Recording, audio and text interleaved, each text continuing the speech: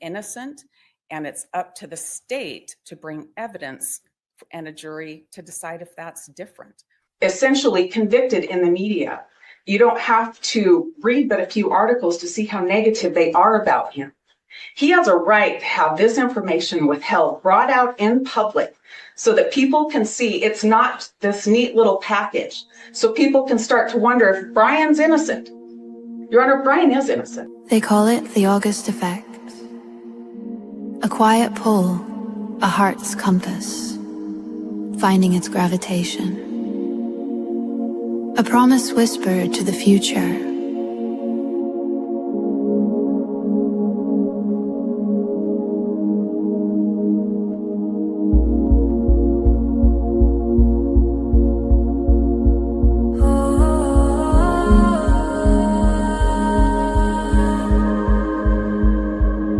Sunrise paints the window pane a hazy gold. A story in my chest that's waiting to unfold. Used to trace the lines of maps I'd never seen. Now the greenest pasture grows from deep within. Letting go of every anchor, every chain, washing off the dust in cool September rain.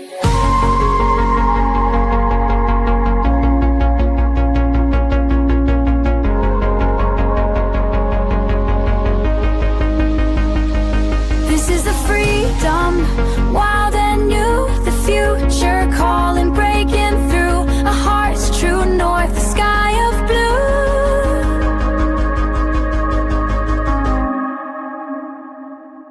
This is the promise coming true.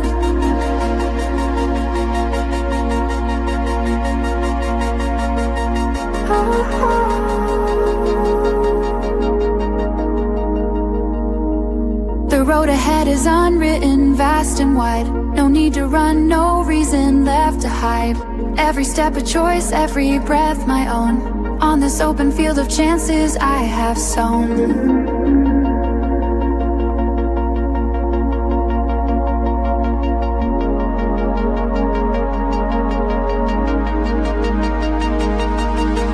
This is the freedom, wild and new, the future calling, breaking through a heart's true north, a sky of blue. This is a prominent true.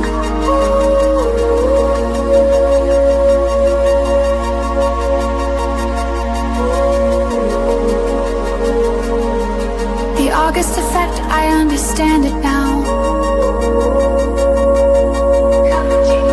It's the faith you find somehow. The promise coming true for you. The greenest pasture, free.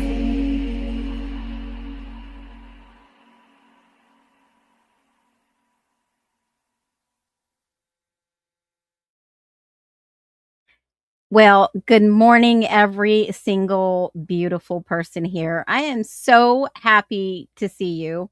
And hopefully you can see me because something is going on with my... Here we go. Let's see if this works. Nope.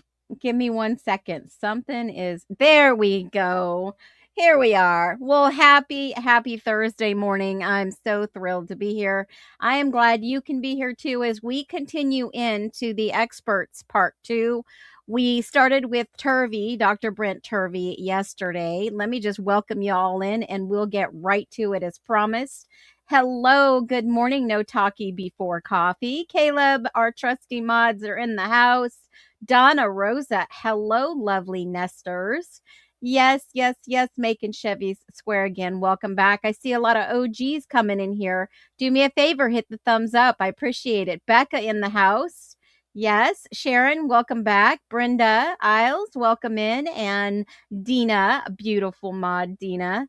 And it is a good day to be alive. I'll tell you, we have been thrown some fireballs. It's kind of shocking when you open up your you know what? I'll do a special video for members only on this topic. I don't want to give it any more attention than it is, but I'm just going to humbly say, you think that us justice creators out there for true crime, I'm talking about putting the truth into true crime, would be embracing the fact that we were all seeking truth, because that's what we do here. We seek truth. We look through the court documents. We find things that other people don't find. And the reason that we do this is because we would do this for our own families. I would do this for you or a family member that was wrongfully framed, alleged, whatever. If you knew that they were innocent, if they were factually innocent, even as Ann Taylor said several times in Up Against the Machine, I'm telling you, if you knew that you were factually innocent, wouldn't you stand up and say, not me, not today on my watch? You know, a lot of these people are really lucky. And I mean lucky to the fact that I am, one, strong-minded, not weak, and two, I have thick skin. Okay?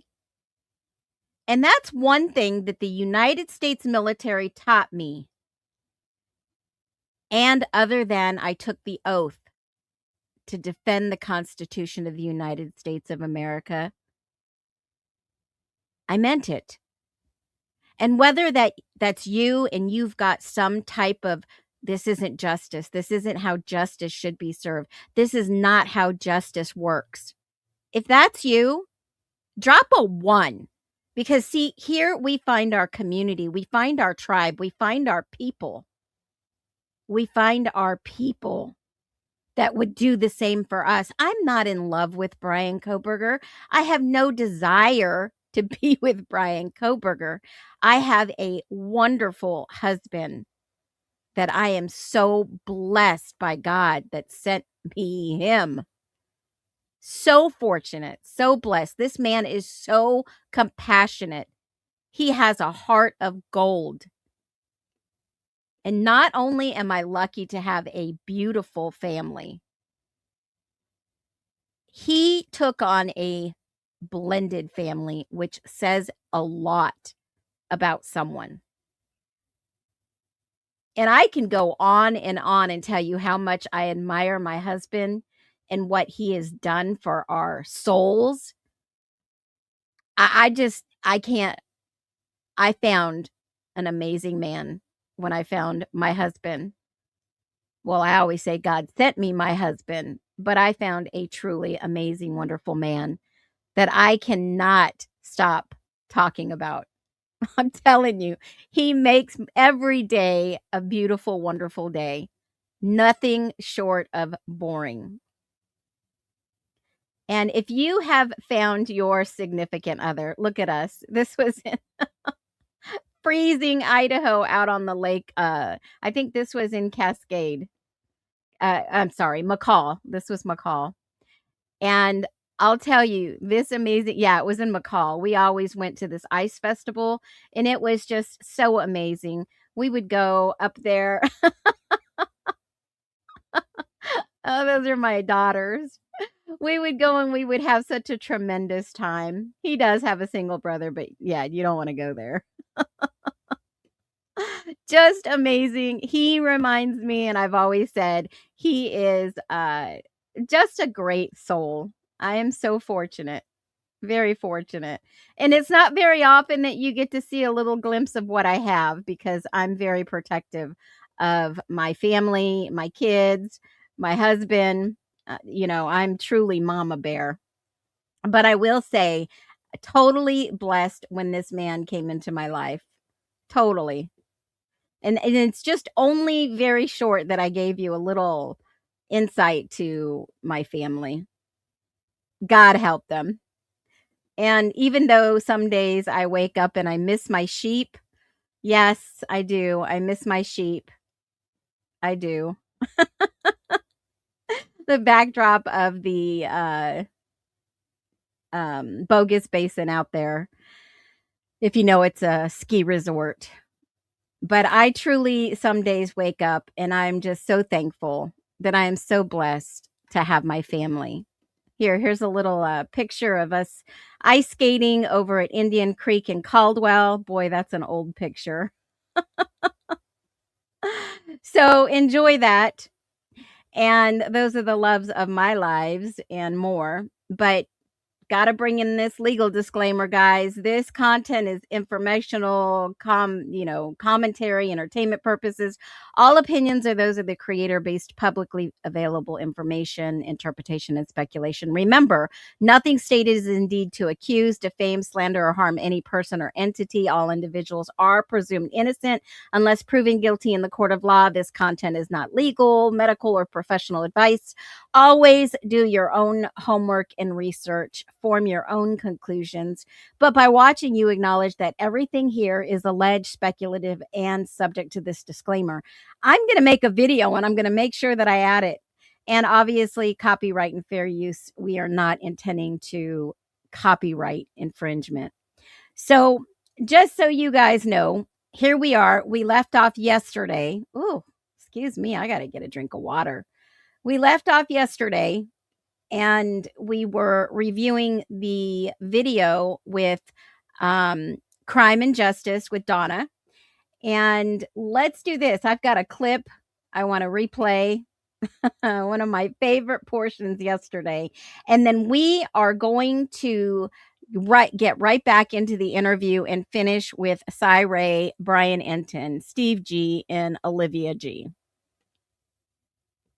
And this was probably and say, you know what, my lawyer was ineffective and didn't do a good job. And I'm, the legal standard's high. And I'm just wondering because, the courts give a lot of deference to lawyers saying that was strategic. They made a decision. They decided not to do this. Now, it's a little different when you're talking about a plea versus a trial that went bad. You're absolutely correct. It's a very high and very difficult legal burden for anyone to overcome. And this is not a regular case. It's a case with exceptional circumstances. A case with exceptional circumstances, folks.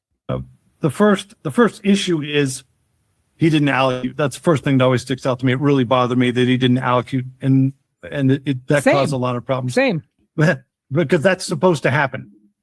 But let's take a step back and ask ourselves what we don't know. Who was the NBC Dateline leak? Wasn't me. If it wasn't him, who was it? Correct. Who was it? The Ada County. And if Brian Koberger didn't know any of this, it couldn't have been him. County Sheriff's Department's investigating Ann Taylor's office. That would have been, and the special master who would do the investigation knew before the plea who it was, and they put that on file and they sealed it. Brian Koberger doesn't know who that leak was. It didn't help him. It hurt him badly. So he should know. If Ann Taylor knows, and she definitely knows, she would have to know because she's part of that sealed material. She would have to have reviewed it. She certainly didn't pass that along to Koberger. So that's a problem. That's the first little hurdle there that's going to contextualize why he wasn't looped in and why he was coerced into taking this deal and why he was told to lie, why he was told to perjure himself. And again, this is something that people do all the time under the stress and duress of a defense attorney telling him, I'm not taking this to trial. For what is it, like a third, 30% of all of the people who are exonerated by the Innocence Project basically confessed and took a plea deal at the urgence of their defense attorney because they're. And it happens all the time, folks. If you are new to this channel, we talk about this all the time. People who are backed into corners and they take plea deals to please the prosecution. Why was Ann Taylor not going to trial? Was Ann Taylor not going to trial ever? Because we were shocked when this plea deal came. We were ready to go to court. We were ready to watch a trial to see what evidence they had, to factually find out whose DNA, and I know both. A jury would have found him not guilty. And what kind of mess would that have left for the state? To retry him? They were frightened they were going to lose a trial. That's a third. That's not a joke. That's something we have to think about, how our legal system works. The next thing is that if this, I really appreciate that Judge Hippler appeared on paper, at least, to be taking this seriously by accepting the filing and then appointing him a new attorney. I don't know. It concerns me that it's a small town attorney that's got a 1-star rate. It concerns me a bit who the attorney is, but Absolutely concerning. And as we get into the part 2 today with Olivia and Steve and Cyray, you know, I'm curious. Yes, Brent Turvey said it was gross. I'm curious, folks. Does anybody drop a 1 if you know the history of who Cyray is? Drop a 1. Not just that he started this software program or this learning how to do X, Y, and Z in regards to geolocation and this and that. See, because this stuff, this technology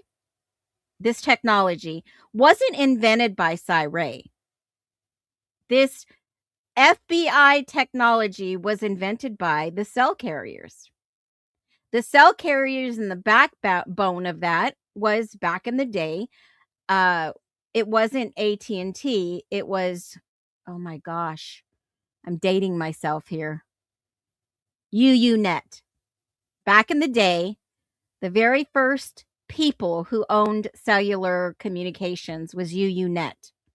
Okay? Then they branched off and one became AT&T. And this technology has been fine-tuned. They have basically put Cyray as the face of this technology, just as they have put Bill Gates as Microsoft technology, just as all these other players come up and say, you know, Facebook, metadata, Zuckerberg. I don't want to say select people, but there are chosen people to step forward and be the face of technology, just like we have the face of the President of the United States. Do you think that they really run all this? No, there's figureheads. There's powerful people behind that figurehead that runs the United States. There's no one person that can do all this. It takes a bunch of people to do this. They're just the figureheads. And let me tell you something.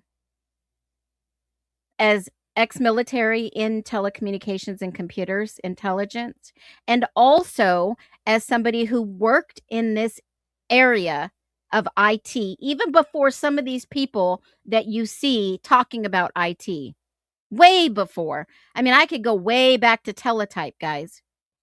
I could go way back to Prodigy, even before you guys knew how to get on the internet. We were doing it in the military. Satellite communications. It would blow your mind. It's like talking to somebody, asking a teenager if today, have you ever seen the movie Goonies? Have you ever seen an 8-track tape? Have you ever seen a cartridge music tape? Or maybe a floppy disk? Okay, now I'm really dating myself, but you get the idea, right? They'd have no idea what you're talking about. But here's my point. The history of Cyray is very interesting, especially in Arizona. Yes, where I do live now. I used to be an Idahoan. But this is wild.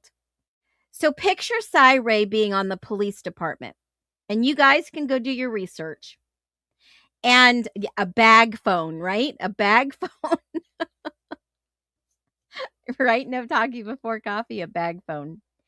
Imagine being an officer involved in a very heated dispute with another officer and hiding or losing exculpatory evidence in a case. And then imagine that officer that you've lost this data for is the son of the current primary ballot winner of the governor of Arizona. I wonder what Cyray is thinking today. I know I've talked a little bit about this in the past, but I could just imagine Can you imagine being the son of the governor who somebody has wronged? See, people forgive, but they don't forget. So let's go back into this interview that we were looking at yesterday. Part 1 is out there. You can go back and review it if you need to. Part 2, we're going to get into today. And this is, I'm going to go back just a tiny bit. They were talking about. He turns his phone off on the stage, but it's like they just stopped on November 3rd. So Ray, and I'm going to slow this down a little bit because I sped it up yesterday. I didn't realize we were so live for so long. Oh, my word. And okay. So Ray is going over the history. Yeah, Maricopa County, so busted. I want to see what happens in that county. As an investigator who's looking at a lot of crimes like this, I want to see what he's doing the next week, the next 2 weeks, the next month. Like that is a really critical period too, that we see very defined behaviors of suspects like this. And the very next day, he heads to Moscow, he turns his phone off, he turns it back on, and he's southbound on I-95. It's almost a mirror of what you saw the day before. The Barnhart said that they found a config file that they had to reproduce, and luckily they had exact same phone. But basically, he went through a pattern. He turned off the Wi-Fi. Then I'm going to mess this up, but he turned off the Wi-Fi, like airplane mode, then put VPN, and then put VPN to only establish connections after start.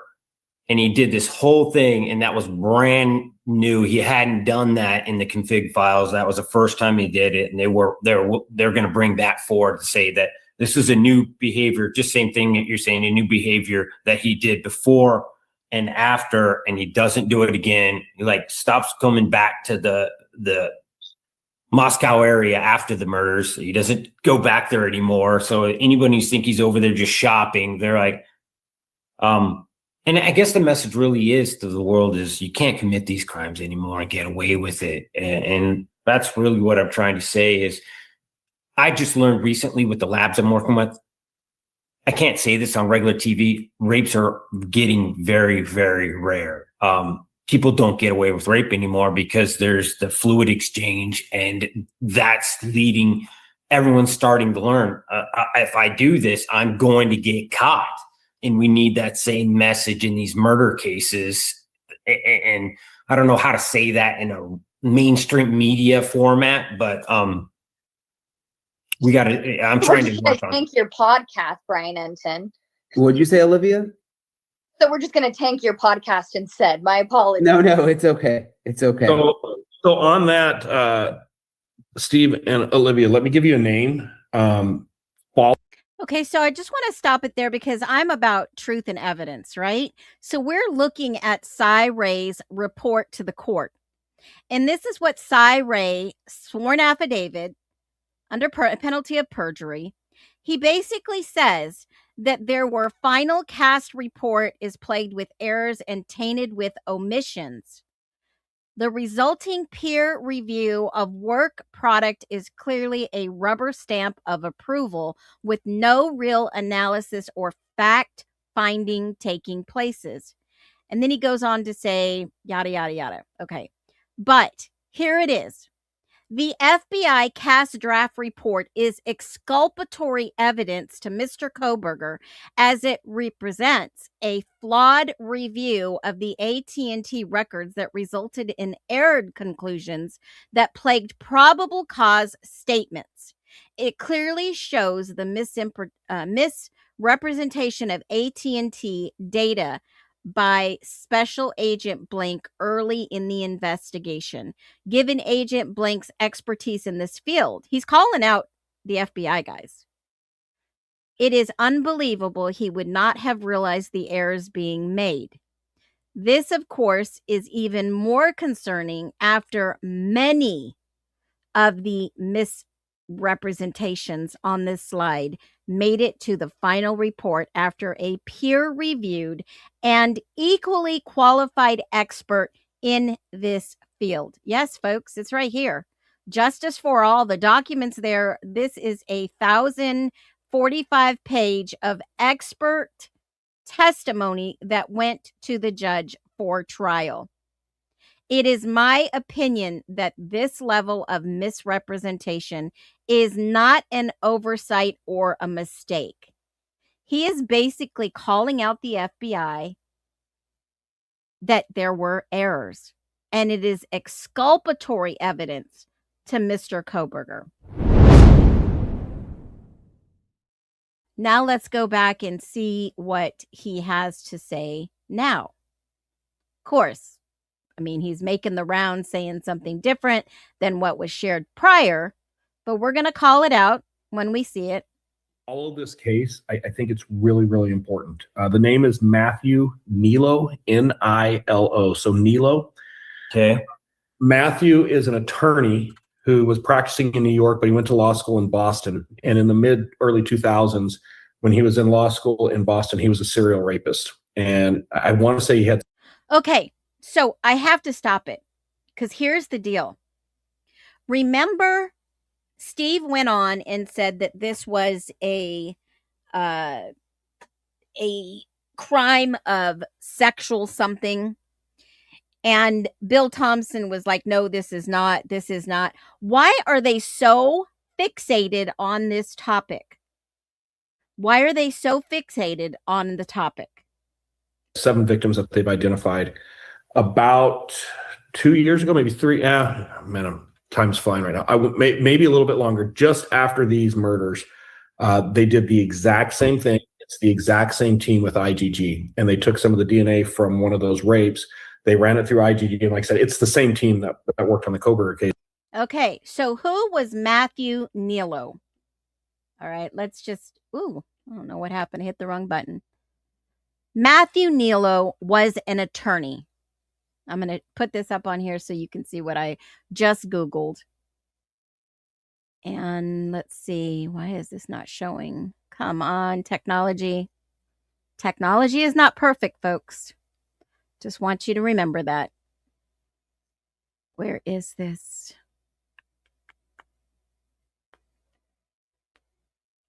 Hey, this is what you get when you get alive, when we are digging down into the weeds. Review. Let me see if it'll let me share this screen then. Yeah, here we go. Matthew. Let's see if it'll pop in here. Because they want to associate the violence with, to explain the hate. Oh, that's a good comment there. So Matthew Nilo was a Boston serial rape case. Matthew Nilo, a 38-year-old based attorney near New Jersey, is accused of sexually assaulting or raping at least 8 women in Boston between 2007 and 8. Prosecutors allege the attacks occurred in multiple locations, including the city North End, where one victim was assaulted twice in 11 days. Nilo's arrest in 2023 was a result of investigative genealogy. The FBI matched DNA from a drinking glass to another tableware taken during a covert surveillance at a Manhattan restaurant to DNA collected from the rape kits. The DNA linked him to multiple crime scenes attacks, including Boston and Charlestown. Legal proceedings. He had not pleaded guilty to charges of aggravated rape, kidnapping, assault with intent to rape, and indecent assault and battery. In 2026, his defense sought to suppress the DNA evidence, arguing it was seized without a warrant during the restaurant stakeout. Prosecutors countered that the items were left behind and no longer private. Wow. Before his arrest, his seemingly normal career earned a bachelor's degree from the University of Wisconsin-Madison, worked as a paralegal, and studied law in University of San Francisco, and worked at firms in San Francisco, New York, and New York Cowboy Cyber. He was reportedly engaged just weeks before his arrest. And One alleged victim in her 20s testified that she was 100% certain the same attacker was responsible for 2 separate assaults 11 days apart. She has stated she plans to attend all court appearances to show she is not afraid to support other victims. He remains in custody with bail set at $500,000 initially and increased to $550,000. The case continues in Suffolk Superior Court, and both sides contesting the admissibility of the DNA evidence and the circumstances of the arrest. He is innocent until proven guilty in court. Now, I've not seen a lot about this case. Has anybody? This seems to be a little excerpt. Let's see what they have to say. He's accused of a string of cold case rapes. Boy, I just got the hiccups. 16 years. I have not heard of this. Wow. His fiancée, Laura Griffin.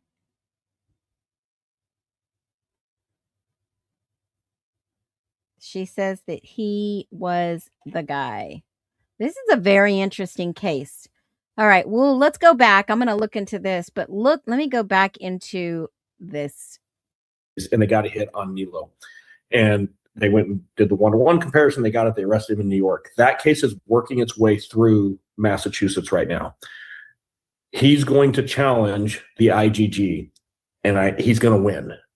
The thing I want you guys focused on, because this is probably one of the more infuriating things. And if somebody's told you this, I'll shut up. But if they haven't, they are doing a huge disservice to all of the victims' families right now by not giving you guys the lay of the land. The defense is going to buy all the time they can until one of these IGG cases hits a major appeals case or the U.S. Supreme Court. When it does, you can kind of mark my words here, the rule is going to become you have to have a search warrant for IGG. You just have to. Most states have already started to adopt it, but this Nilo case is really likely. He's got the resources, the funding, and the knowledge to take this to the Supreme Court. If that happens, and they actually look at, hey, when you sidestep the search warrant and you step outside of policy, IGG is out. If that ever happens, that is Brian's gold card right there. And I think that the defense, they're watching this case very carefully. They're waiting to see what happens with this. And everything you guys are going to see the next year or two is nothing more than buying time. But would that even matter if he pled guilty? I mean, it's not like he had a trial and... Like I said, Brian Kohberger has to have some pretty damning evidence to prove that he was kept out of any of this exculpatory evidence. And then was found guilty, and then he could go back and say, oh, the evidence they used at trial against me, is unfair. Like he still pled guilty. And that had nothing to do with the IGG. So here's the issues, and there's 2 huge issues here. And again, Steve, if somebody's explained this to you, then I'll move on. If not, like you guys, you have to be aware of this. The fact that the prosecution probably never told you about Garza versus Idaho, and commit that one to memory. So Garza versus Idaho is a U.S. Supreme Court involving Idaho, where a guy who took a plea deal, who voluntarily pled guilty, actually got it reversed, and he took it all the way to the Supreme Court. So plea deals are not the closing of a case. Plea deals aren't like, okay, we're going to put this behind us. We're going to let everybody get closure here. Anytime a prosecutor frames a plea deal as closure, they're doing a huge disservice, because plea deals get turned over all the time on appeal. The second thing, and man, I am not a Hippler fan at all. I think Hippler made a critical error when he made the ruling that IGG could come in as a tip, so be it. But the moment he prevented the defense from being able to expose to the jury that the lab techs willingly, knowingly violated their own policy to do it, it's not a constitutional issue. That evidence comes in. but it does become a credibility issue. And any other court in the United States, when anybody associated with law enforcement oversteps a policy as it relates to evidence, you got to explain that on the stand. And I think if the prosecution did it right, you can explain that, hey, for the interest of justice, for X, Y, and Z, yeah, we made this tactical decision. 1 second, real quick, before we go on to this. I don't know if you guys have seen this article. Of course, it's from Daily Mail. It was an exclusive. New Jersey attorney Matthew Nielo is released from jail with his fiancée by his side after the family posted a $500K bond, and he pleaded not guilty to raping 4 women. Now, here's what's odd. This is him and his fiancée. They leave the courthouse. He's released. We're not talking murder charges, right? And then they go on to interview the girl who shows up in court and says that this guy did this to her. Okay.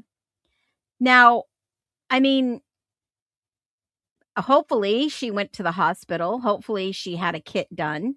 Hopefully this person has the evidence against the person she's saying. I want to just listen to what she has to say real quick.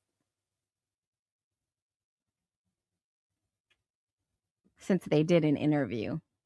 Come on. Well, I thought somebody should appear here. What's that? I thought somebody should appear here, you know, to just show that, you know, it's not forgotten about, and it's not going to, I'm not just going to let it go.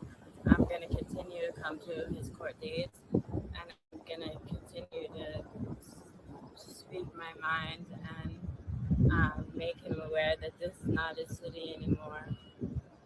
Not his city anymore. No, Boston belongs to us now. What happened? He's a very evil person, and he used weapons and force and to, you know, violently kidnap and rape multiple women. What happened to you, if you don't mind? I can't exactly get into the details of that, but I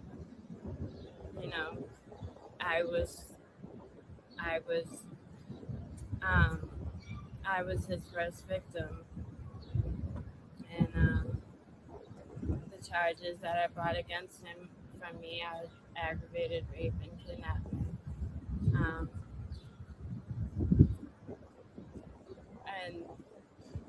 That's I can't say the details of the case, but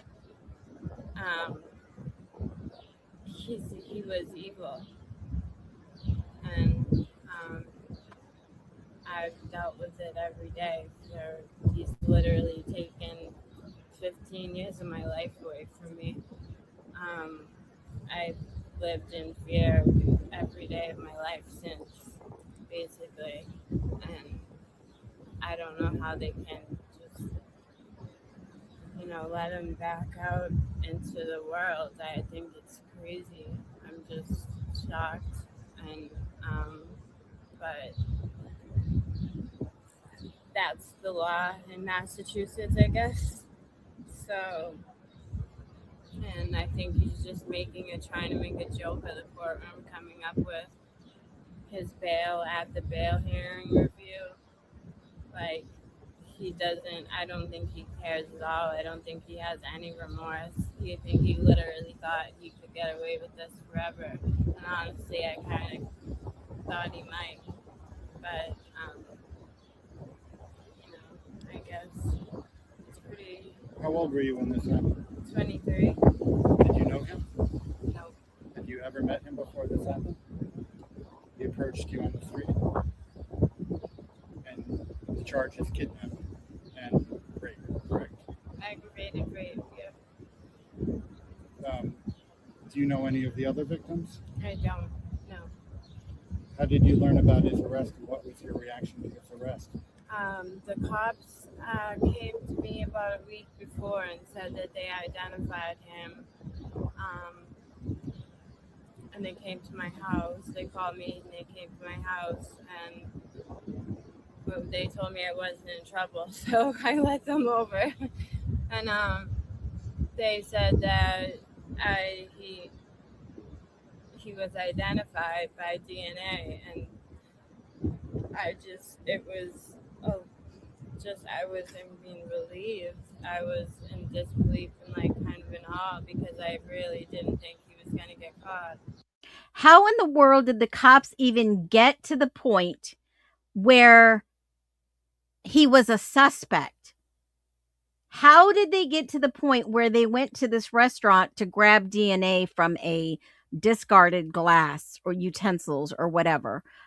And they just had a hearing last week on this case and basically said that evidence causes delay in trial for an attorney tied to rapes by DNA. So does this guy have a brother, a cousin, 435 other people could be with his DNA in that area, especially in a area highly populated? Think about that, guys. It only takes 435 people to get to your similar DNA. Remember the stats. So you were very happy that he Yeah. finally has been Yeah, arrested. of course. Yeah, I mean, I've been waiting for years for him to get arrested. Can you tell me what you said this has affected you every day since then? Can you describe what has happened for you in the last 15 years? Are you working? Are you out of work? I'm out of work. I've been, on disability for post-traumatic stress. I've had to deal with flashbacks of it, just replaying what happened in my head, what I could have done differently, how come I couldn't get away fast enough, so many things that I wish happened that didn't. And it was. So here's a list of his alleged victims. A 23-year-old woman was returning to her car after an evening out with a friend downtown when a defendant approached her, prosecutors said in a filing reviewed by Court TV. The victim told police she got into his car and he could help her look for her own vehicle. Obviously, she must have been drunk, and alleged, and took her to Terminal Street where he threatened her with a weapon and raped her. Then, just 3 days later, a 23-year-old woman left a Boston bar after attending her high school reunion, and she got into a vehicle believed to be a taxi or rideshare. Prosecutors said Nilo was behind the wheel, and after driving past the address, the victim wanted to go. He flashed a knife and took her to a Terminal Street and raped her, and the rape kit linked DNA to the victim to the August attack. Oh, I'm sorry, August to November. Sorry, two different. It wasn't just days later. Then, August 15th, he said Nilo approached a 36-year-old woman who was panhandling near the Boston Common and offered her money to get in his car and go to Charleston. She did. After he brought her to Terminal Street, he allegedly attacked the victim, held her at gun. Now he's got a gun, and took her back and raped her. The DNA from the victim rape kit matched the two previous attacks. Then a 44-year-old woman who had been jogging in the area of Terminal Street.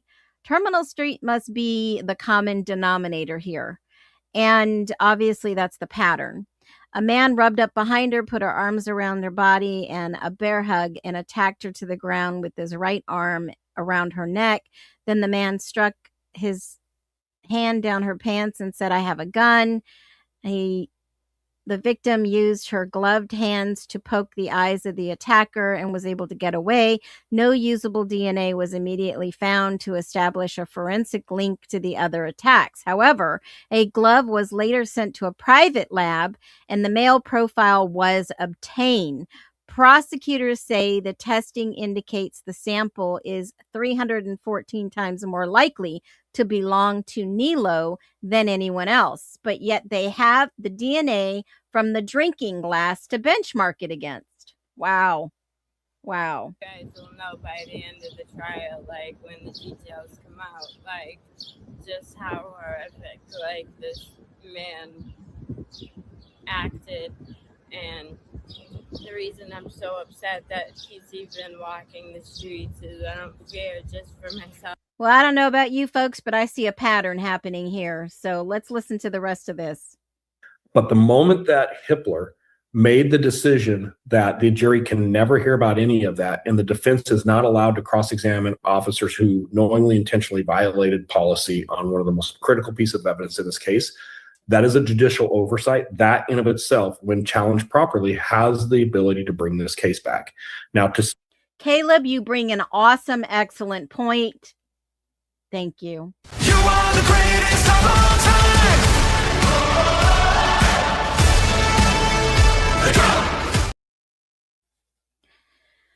You have to wonder, where have people's logic gone to? Caleb, thank you. Why would the prosecuting attorney, allow this woman to do an interview with the Daily Mail? Something's not right here, folks. Something is not right here. Part of the bigger picture. We'll always see it here at the Nest. We'll always. And I am so sorry for anyone who has gone through this. As a survivor and a warrior myself, especially in the military when it happened, I applaud you for staying strong. I'm sorry if anyone has gone through that.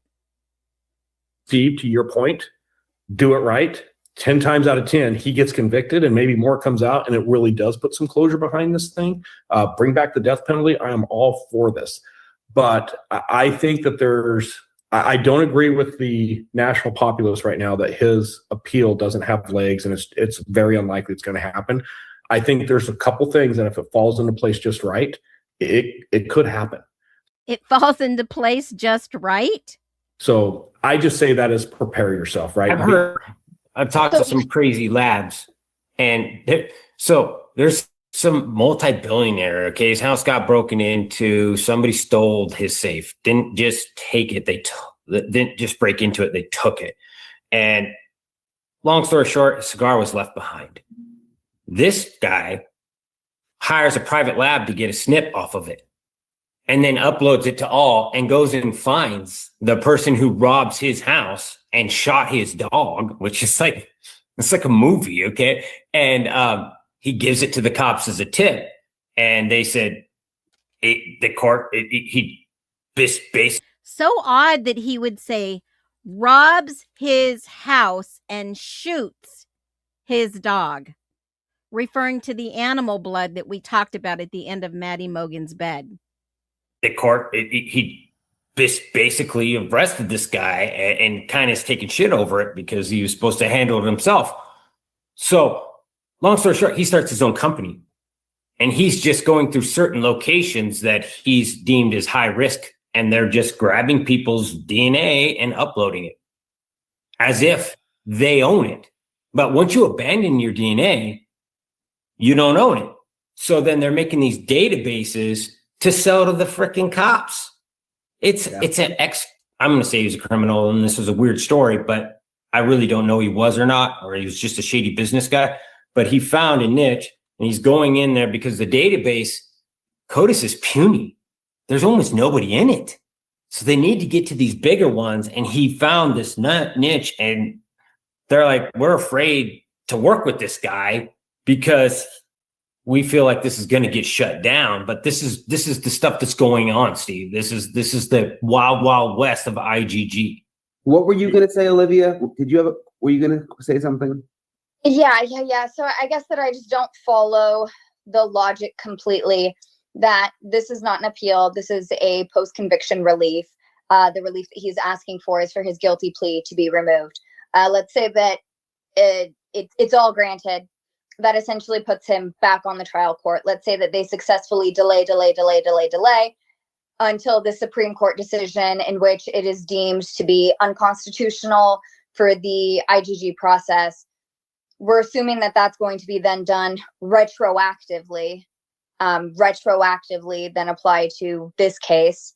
Let's assume that that happens. Let's assume that IgG gets removed. It doesn't change his DNA being a direct match to the DNA on the sheath. So I guess I'm not following how we jump from these things happening. And I know you said that they're unlikely, you were like, if these things all fall together. But I'm not following how these things all fall together to then have the IgG removed, which then puts us in a position where the case is at risk considering the DNA is a match. So maybe the work was ethically budged, but the work itself is good. Yeah, so let me give you a couple things on that. The best case I can reference you to is Carpenter versus US. And what Carpenter is, it's a bank robbery case, so obviously not anything of the nature of what we're talking about here. But in Carpenter, Oh, shoot. Hold on a minute.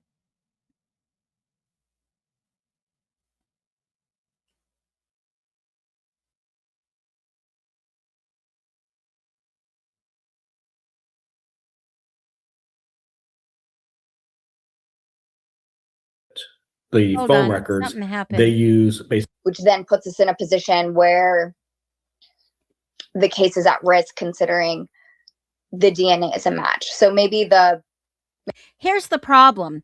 It's the chain of custody of this whole process that's being questioned. Is it ethical? Let me ask you, chat.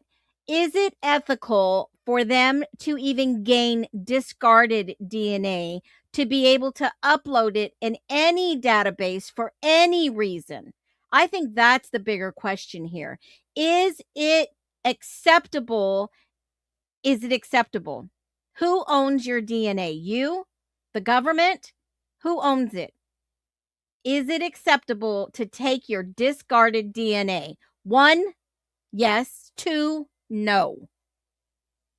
Is it acceptable? I think that's the bigger question here. maybe the work was I think it's unethical. ethically budged, but the work itself is good. The work itself can be good if the process is documented and there is a chain of custody, if it can be authenticated. I believe the work could be good. It could be, you could use DNA for good, right? To go and catch those bad guys. So, I mean, I could use it as an example and say, well, how could I use this as an example?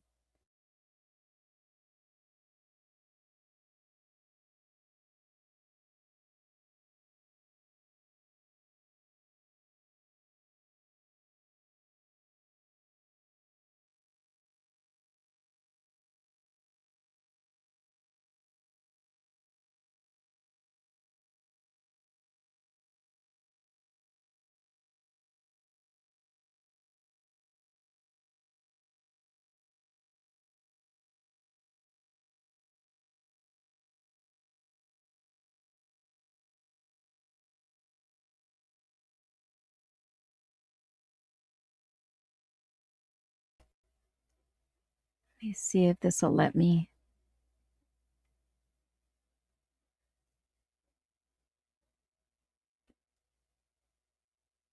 Oh, why am I having this problem?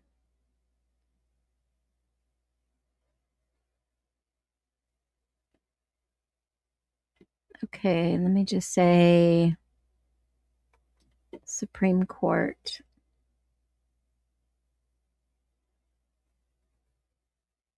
Oh, where is this? Self-help center. Let me do a search. Let me look for a search. I don't do much in Oregon, but I do know. Let me use this as an example. Hold on. I've asked for these records before. And let me give you the case number. Let me see. Now you're going to say, oh, Phoenix, why did you do that? Okay, hold on a minute.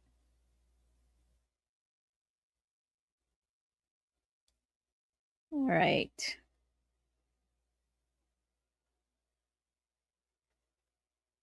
Oregon court is a little bit different than some courts that I've been, North Carolina, easy search.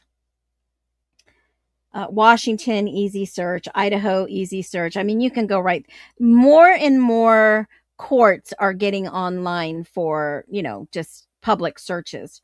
It's really hard in some states. So last night I asked for the Olivia arrest for domestic violence. I showed you that the documents now show her as Goncalves, not Stevenson. So I don't know if she's in the middle of a divorce, and who knows. Hopefully the courts will look at if it was her that was the aggressor. Hopefully they'll, think about that for custody court with the kids being in her care. But that's my opinion. There was in the state of, and this is just an example. Where is this at? In the state of Oregon, in Monmouth County, there is, I have the record somewhere here. I asked for the court records. There is a record, and I have the case number for Steve Anthony Gonzalez, assuming and alleging it is Steve right here, the dad. Now, I don't know what that case was. I asked for the records, but there is a record on file. So let's say that this alleged record was theft or trespassing or something like that. And then they put his DNA in CODIS because he was incarcerated or on probation or whatever. He got sentenced. Okay. And let's factually say that his DNA is now in the database. Do you think it is acceptable for them to see Steve allegedly on a camera at a crime scene, and then they run his DNA through the CODIS database and they get a hit on it being Steve? Do you think that that's acceptable just because you were in a certain place? I'm not saying that he would commit a crime. I'm saying, is it acceptable for the cops to say, oh, Steve, we know you were there. We got your DNA. It was transfer DNA, touch DNA. We know you did this, X, Y, and Z. And you match in our database and you are going down. Do you think that's fair? Do you think that's unethical? Think about this, guys. Remember the scenario I told you? You go to the store, you pick up an item you want, then you put it back. You decided not to buy it. You've already touched that item. Then a killer walks in, buys the same item, takes it to the killing, and now your DNA is at a crime scene, and now they're coming for you. Do you think that that is ethical? I don't think it's ethical. Yeah, so let me give you a couple things on that. The best case I can reference you to is Carpenter versus U.S. And what Carpenter is, it's a bank robbery case, so obviously not anything of the nature of what we're talking about here. But in Carpenter, they do some cell tower dumps and they look at cell phone records, and they're able to place Carpenter at the scene of this bank robbery using cell phone records. But it's the FBI. And, in 2017, well, actually, the ruling's in 2017. The case actually happens about 2010, 2011.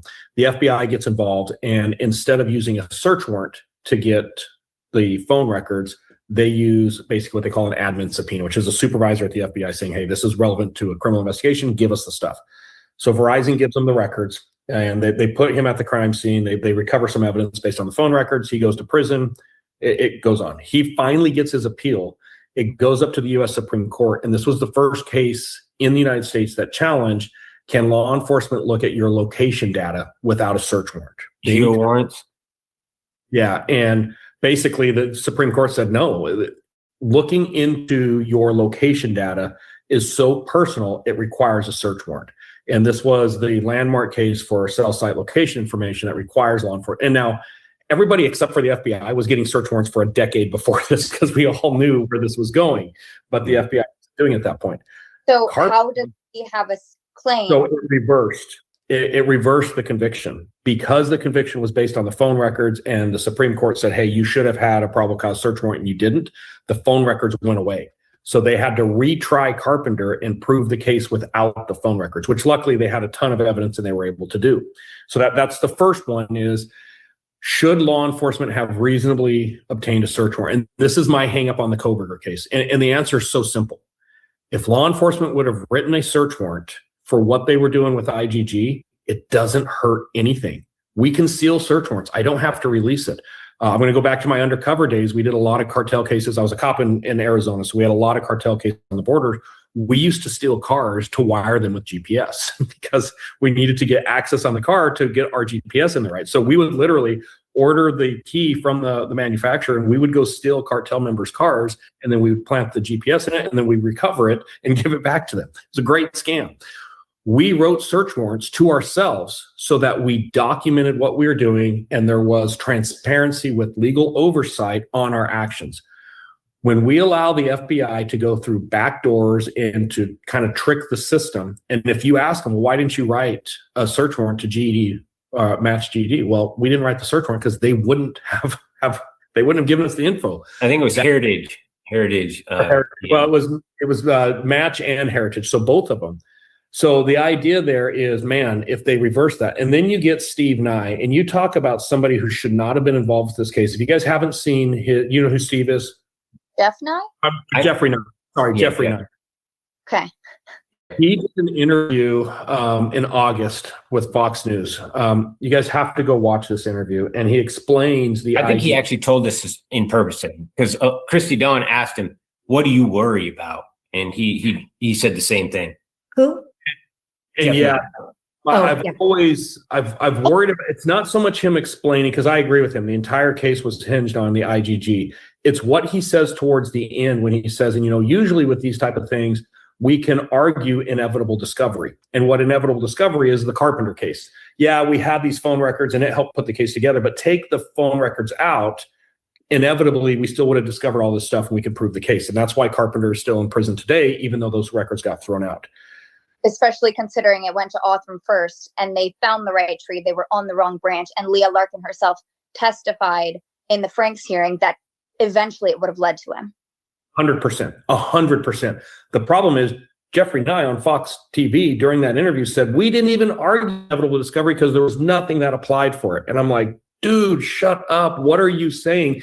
More importantly than even what Othram found, we have to remember on November 29th, Washington State University identified Brian Koberger and the vehicle, realized that he had just swapped his plates for Washington plates, and notified Moscow PD. The idea that Brian Koberger would have been completely absent of this investigation minus IGG is absurd. All they had to do was follow up on credible leads. That's it. That's all they had to do. Wrong.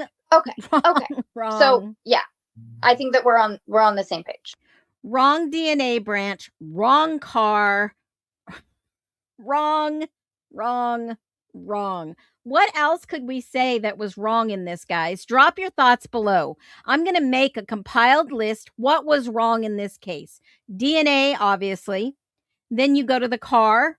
What was the three areas the prosecution was banking on that it was all wrong? And Jeff Nye admitted it. Yep. Right? When they start using flock cameras in court. That's probably going to be next. Think about it. What were the areas that we have found wrong? Blood, other DNA at the crime scene, not his car, how they obtained the DNA from the sheath and how they got it. FBI fired Othram, and then they send it to another lab to get the results that they indeed wanted. I mean, start thinking about the number of compiling, and I'm going to compile a list of things that we have seen with our own eyes here. And notice how Christy jumped in. Oh, no cleanup when amino black was used. Yes. I've got a whole list here right on my notepad. So false witness statements, right?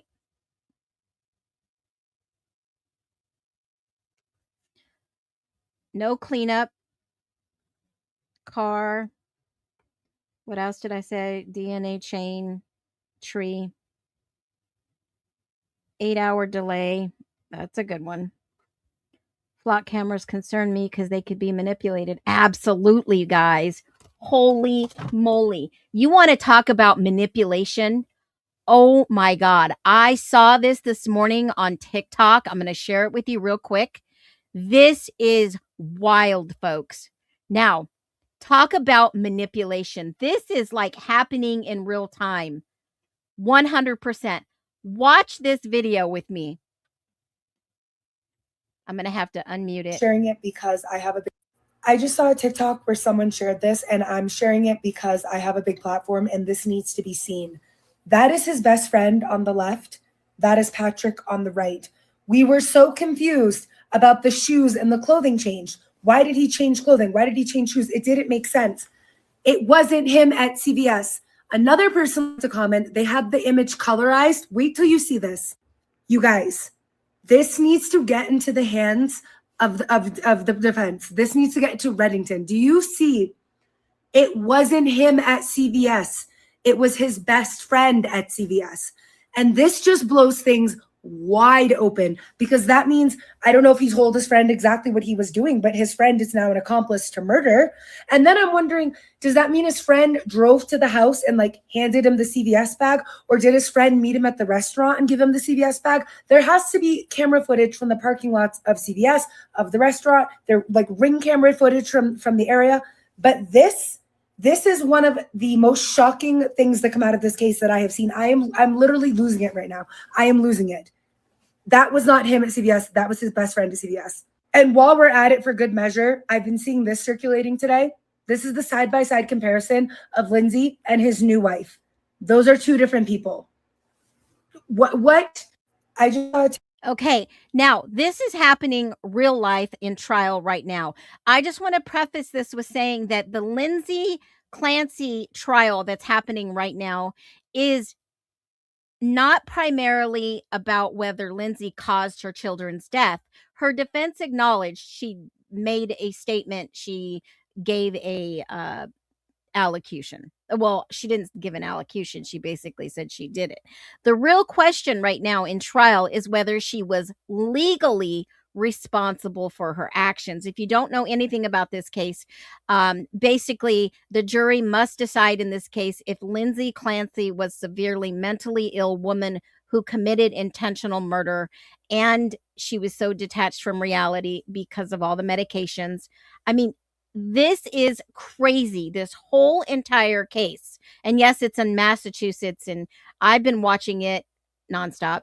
And it's basically determining criminal responsibility. Now, I do have her filing in regards to she takes responsibility, but this case is to figure out if it's legally she's legally responsible. So she could end up in jail for life without parole. If found not guilty that she lacked criminal responsibility, then she means she could go home.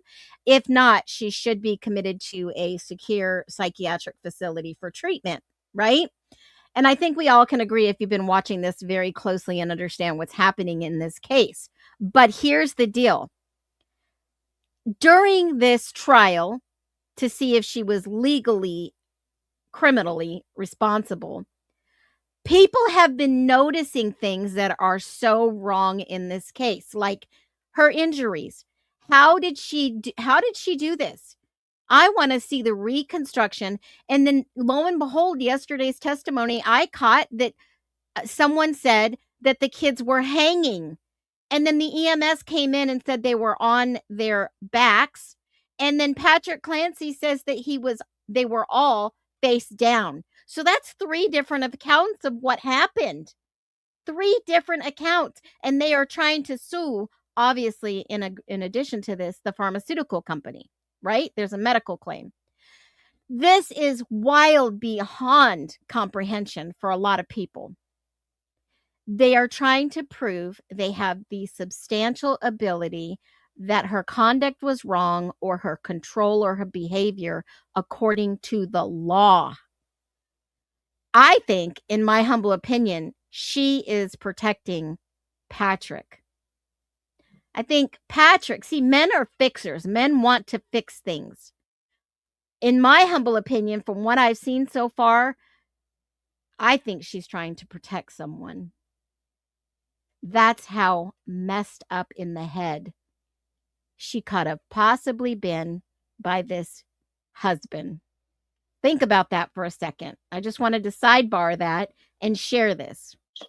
And I'm not saying I ever think this thing gets reversed. What I'm saying is if you guys, as the victims in the case, in all of the victims' families, if you're not being told, hey, this could be 5, 6, 8, 10 years before this thing works itself out in the criminal justice system, you're being misled. The Carpenter case, well, that was a 2011 arrest. That case came down in 2018. And that's just the appeals process. That's not even the initial case. So I think we're in for a very long ride on. You know what? They're even glossing over the fact that maybe Patrick Lace did this, right? I mean, if you were watching that case, I've been in between 2 different cases. If you have been watching that case, drop a 1 if you think Patrick may have had some hand in all that.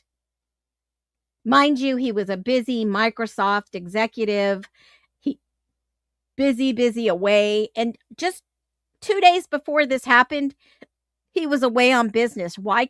She could have done this while he was away on business. She held down the fort. She was taking care of the kids. Think about this for a second. Then she waits for him to leave for CVS for 15 minutes and does all this. No, I think just like in the Chris Watts case, she was home. He comes home from his little 2-day adventure away from the kids, away from her, and comes home and realizes he doesn't want to live this life anymore. And what does he do? Allegedly kills the kids, injures her, can't kill her, throws her out the window. She's paralyzed, and then convinces her that she did all this. What the hell? It does. Inked Mama, if you're paying attention, you can see the patterns. Dina, you can see the patterns, right? You can see the patterns that somebody else is guilty and somebody else is taking the fall for it. And they don't even question her sobbing in the middle of court while they're describing it's like freaking torture to her. And yesterday I said, why don't they just medicate her like they say she's been? They want her to stop sobbing in the court. How could the prosecutors not see this? How? There is no different. There are plenty of studies out there, guys. Men kill their kids. Men kill their kids. There's studies out there that women kill their kids. There is. But a man who's not getting what he wants and has to be in control and is in control at work but not in control at home, we're talking about a nurse. We're talking about a nurse home with her kids, mothering her kids. Postpartum is real. Yes, I agree. And I have been watching and waiting for someone else to catch on to some of the injuries that don't make sense. All right, back to the Brian Kohberger case, and we're going to end it today with the experts. I think there's a lot of things that are going to still happen. I don't know that he's going to get his post-conviction relief. I think they're anticipating that. All that does is now it forces it into an appellate review. And it's the appellate review that I worry about. Do you think that'll... I guess I'm not understanding that point either.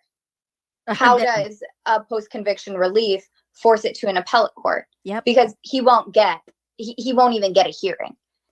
He may not get a hearing, but it'll go right to the Supreme Court of Idaho, folks, because there is no set precedence. If there's no law, they can't judge it by a law. What happens is it goes to the Supreme Court and they make new law that this shit won't happen again to somebody else.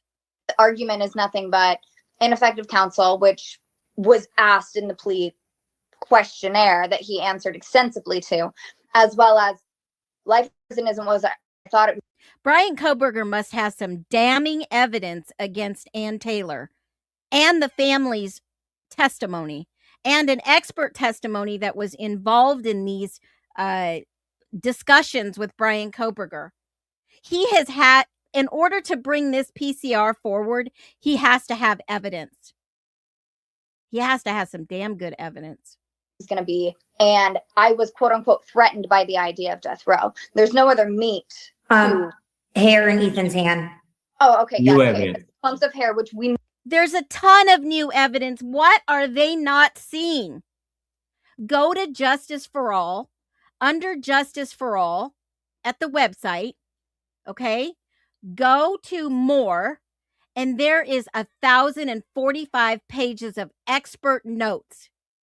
They even talk about the clump of hair in front of the dryer with the gray shirt that everybody missed, nobody picked up, but yet an expert, a crime scene expert, in his background is officer shootings that he tells the courts, hey, I'm coming in there and I'm going to be talking big time. What happened at 1122? Was there a raid? Did something go on that weekend that was maybe pre-planned? I mean, I saw yesterday a video where Ann Taylor is talking about a CI, talking about a confidential informant. I'm going to show you this video. Then your eyes are going to blow the heck up. Ready? Is everybody paying attention? About that today, but it's a completely separate analysis. You're looking at integrity. You're looking at what a court can rely on to sign off on an affidavit or a search warrant.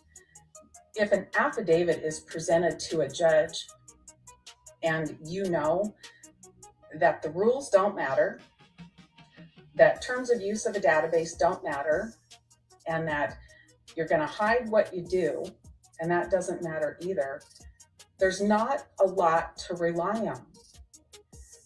If law enforcement came to the magistrate and said, we want to go search this house over here, and they said, we really think there's going to be evidence of a crime in there because we've got this confidential informant, and this confidential informant has provided a lead, but we need to tell you that we don't have real reason to trust this confidential informant because they won't tell us how they know that. They gave us a picture, but they won't tell us where they got it from or when they got it or what means they used. They threw away their camera. They threw away all the metadata. They won't tell us anything about that. And by the way, the confidential informant maybe has some integrity issues. A judge is not going to sign off on that. And then if you say, but to support that, I built this false look at a whole investigation here.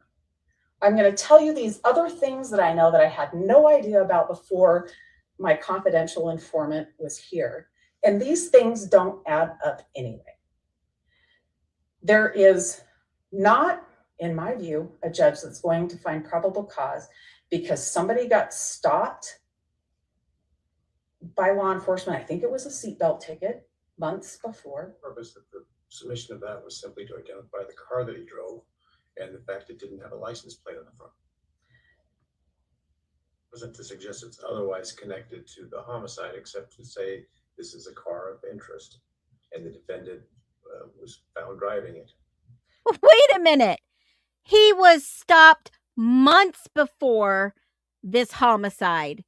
So they're saying that they stopped him months before this homicide to identify the car and the license plate? What is going on? It's as if they knew they were going to pin this on him. Is that making sense? What? in the world? I have said since March of last year, I believed, in my humble alleged opinion, Kaylee was the informant, because Kaylee's family is the only one that is so outspoken and screaming from the rooftops, not my daughter. You're not going to get away with this. They excommunicated Steve G in the early beginnings. Nope, you're not going to get involved in this. We're not going to tell you anything. He got an attorney right away. Now, here is what I think is absolutely wild. All right? I mean, Anne went up and did a whole hearing about the bushy icon. We found out that Dylan had no idea about the bushy eyes until the day of his arrest.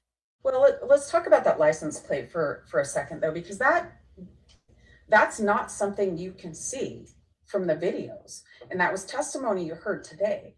You can't see that from the video that the cops relied on here. So that bit about the license plate, that's something a little bit extra that happened after we have this IGG stuff. The other side, right? The gray and the picture.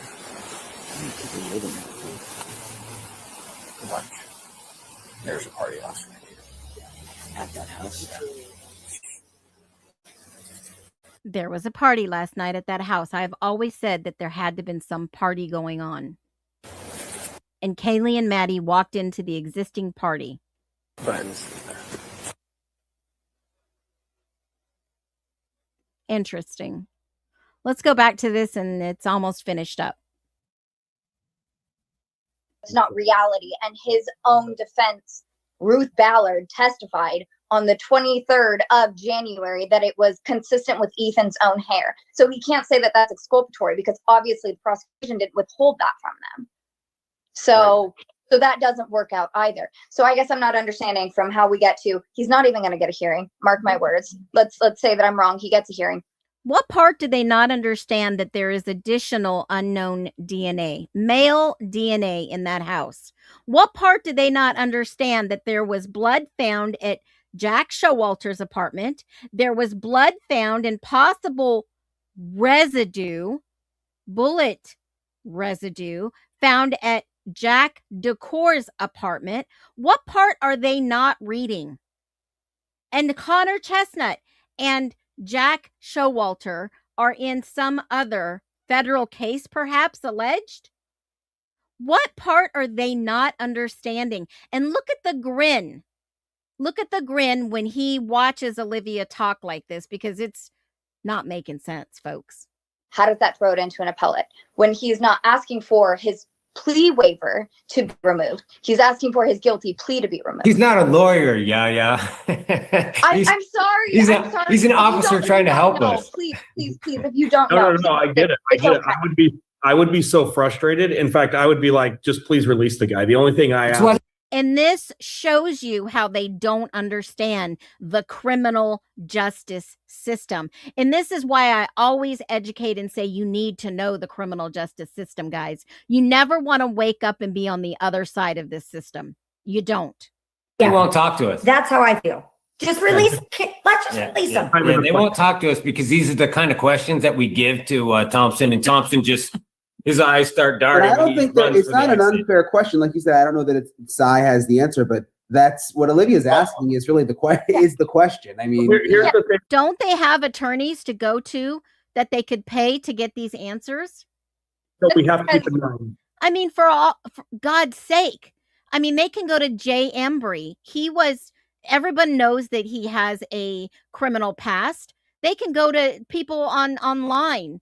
They could explain the criminal process, right? Here's the deal. Not a lot of people understand processes when there is no precedent. If I take someone to court and I say X, Y, and Z, and they don't have any defense and there is no law that covers that, then we're going to the Supreme Court. And you know what? I'm probably going to win. The Supreme Court will side with me and we will have new laws. I have made new laws in Idaho, folks. I have set precedents in Idaho. And this is exactly the part they don't understand. He could file PCR. He could also file after this gets done, he could file habeas corpus, being held against his own will. He could go and sue the hell out of the state of Idaho. See, this is the safeguard. The state of Idaho Supreme Court has to go back and say, no, no, no, Idaho, you did a bad thing here. You did a horrible, awful thing, and you need to go slap your attorneys on the wrist. You need to go and slap the law enforcement on the wrist. They did a terrible job, if that's what they deem. And they say, we're going to go ahead and side with Brian. We're going to side with Brian, and this is a new state law. See, Olivia thinks that she made a state law, right? In regards to crime scene photos not being released. They had been trying to pass that law for a long time about FOIAs, folks. Okay? It's not just yesterday they tried to pass this. They've been trying to pass that law for 6 years. All they did was attach Olivia's well-known face because of this whole case, and they got it to pass law. That's all they did. They used her face. The post-conviction relief that he's seeking right now is going to go before Hitler. And I agree with you 100%, Olivia. He's going to turn it down. He's not even going to get a hearing. He can appeal that. This is where Garza versus Idaho comes in. He can say, hey, Hitler's already jaded on this. He's part of the problem. I need the ladder side of that initial team to look at this. It's a long road. They're going to have to file their stuff just right. At some point, he's going to have to get a real attorney to get on board. All I'm saying is if nobody's telling you guys that this is possible, I'm not saying it's going to happen. Exactly. And Brian Koberger will need a real attorney at some point.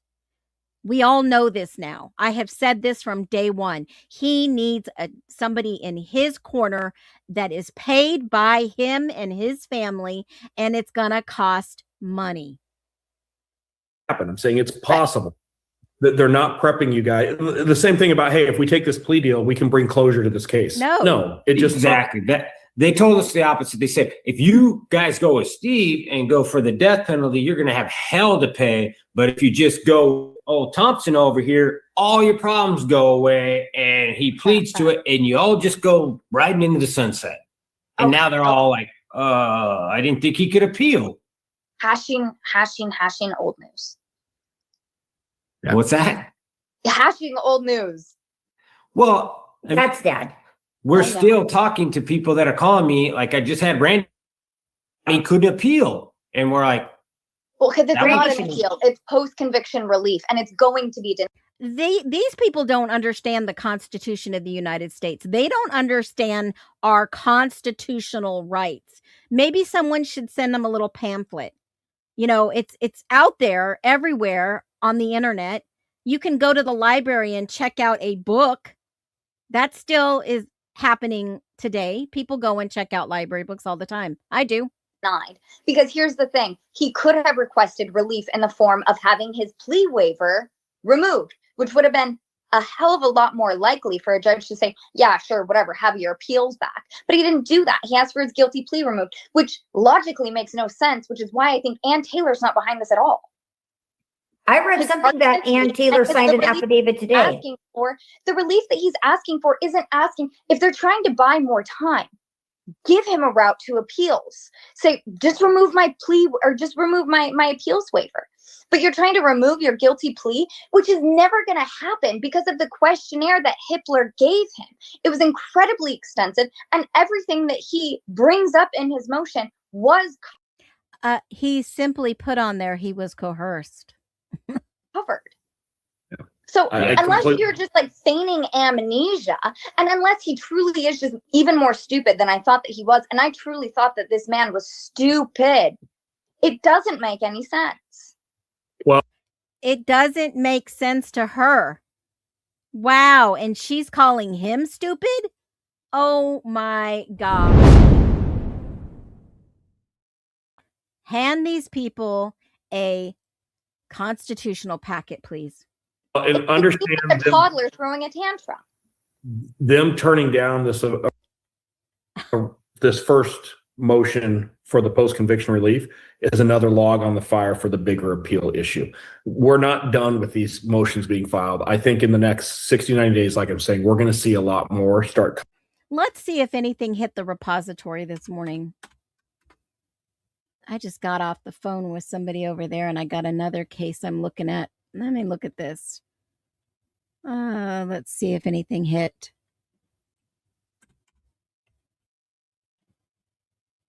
Coburger. Here we go. Here, let me share this with you guys. Wrong one. Hold on. Let me grab. Now it's asking me. I hate these things they put in here. You got to pick all the bags and the curtains and the hats. This is wild. Never did that before until they did their upgrade. Okay, so let's look at Coburger here.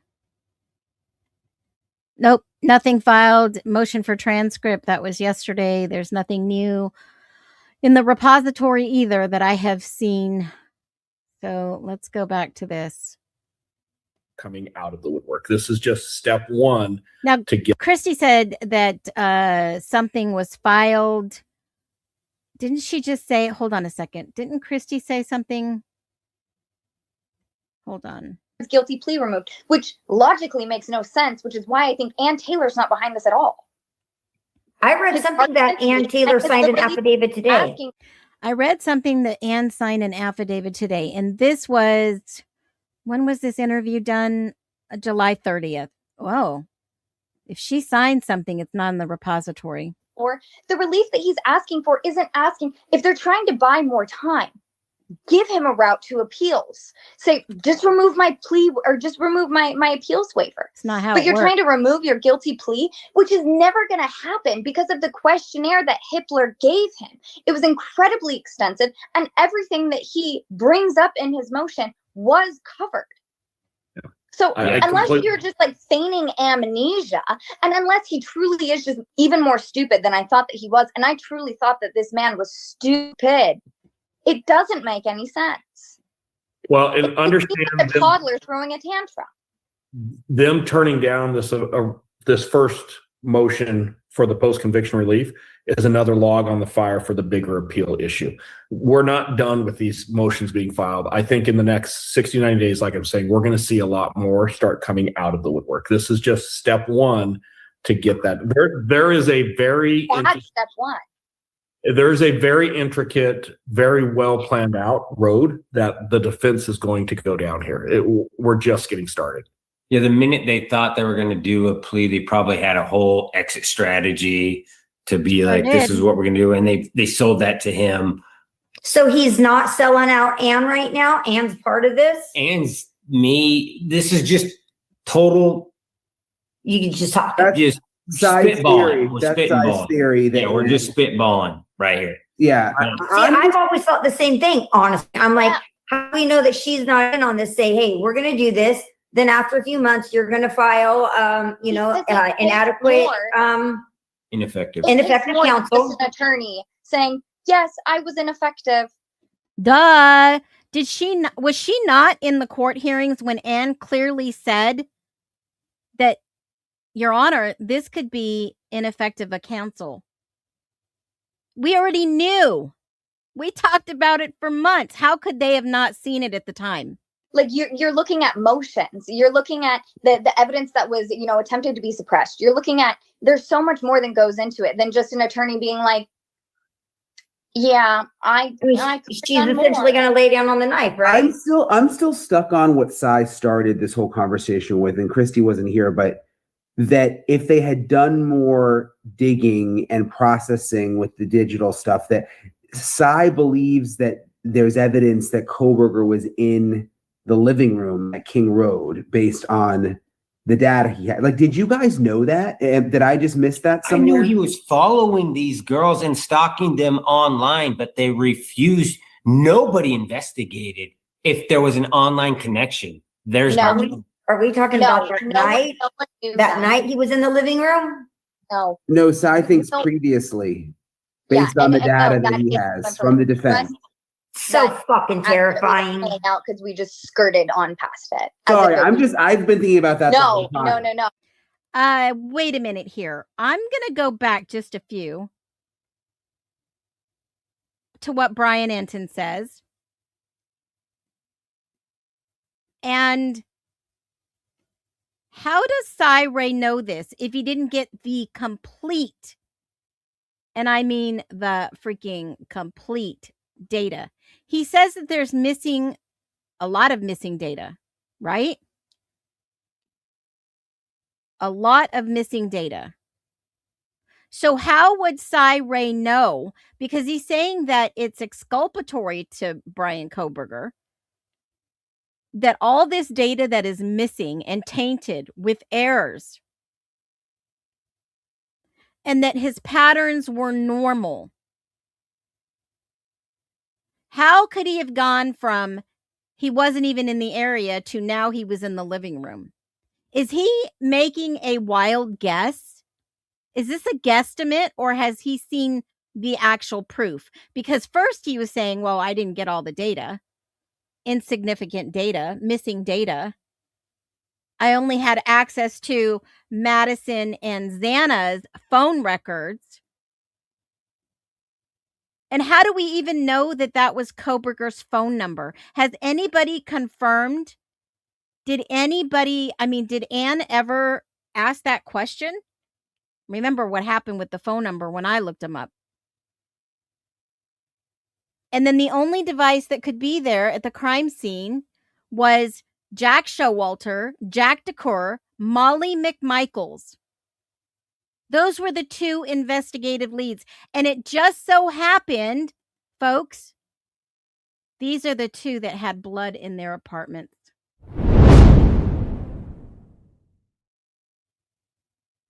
Okay?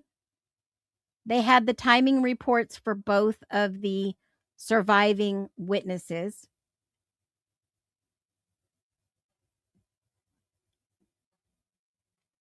Phone records and reports were obtained on all four of the decedents.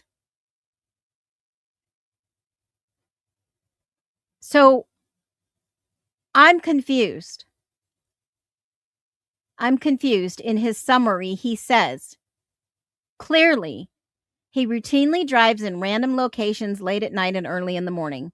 He is constantly cycling the power on his phone for different periods of time. His geolocation patterns are chaotic. Random travel patterns are normal. So now the only time that it's not random is when a homicide occurred. Wow. This is wild. Absolutely wild. Maybe he'll explain that one day. The defense. So fucking terrifying. Out because we just skirted on past it. Sorry, I've been thinking about that. No. You're right. I'm like, did I miss that somewhere and you guys secretly knew, or I didn't? Oh, I'm going to go a little bit off script here too, and I could be wrong. And this is where I was off script. Asking about the VICAP report and all the questions to family and friends, which I can't find any reporting being done. Never happened.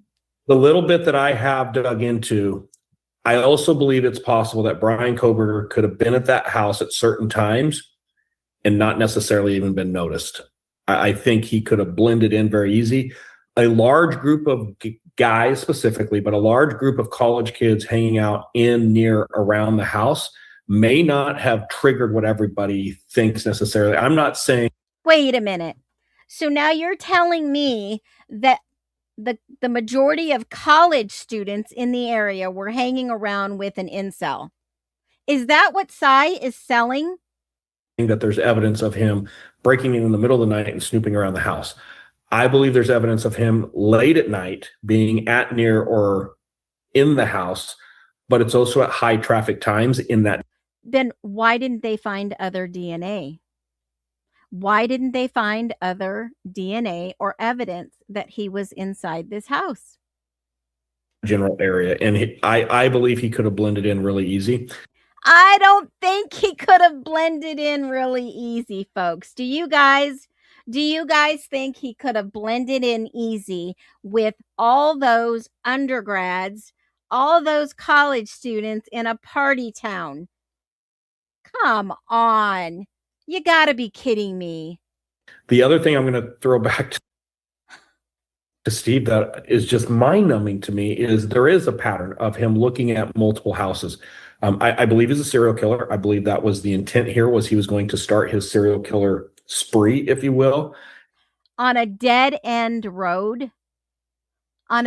Stop. Sly, stop. And one thing you have to understand about the psychology of serial killers is part of what drives them, part of what fuels what they're doing is the randomness of selecting victims. Why? Okay, wait a minute. Time out. The police said they had no link to stalking. ISP said they had no link to stalking. What is he trying to do here?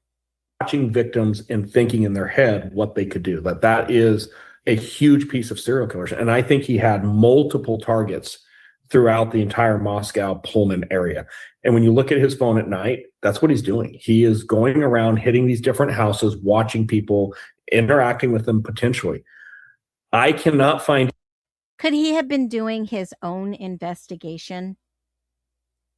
Could Brian Koberger, the guy that Danny Vargas did at Moscow Police Department, all right, here's the proof and evidence that basically says, yeah, he had a scanner. He was, hold on, let me pull the document up so you can see it.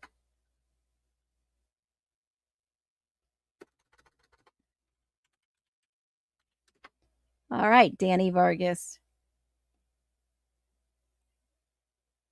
Let me just pull her report up here. And this was,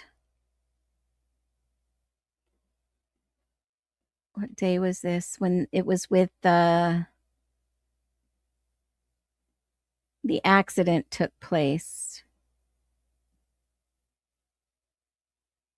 Hold on a second.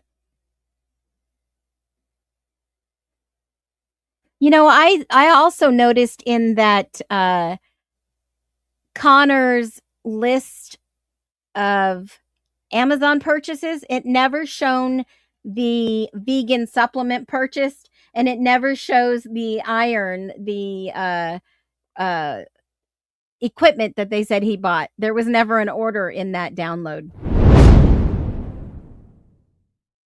That I just came through with something from Danny Vargas. Let me see. All right.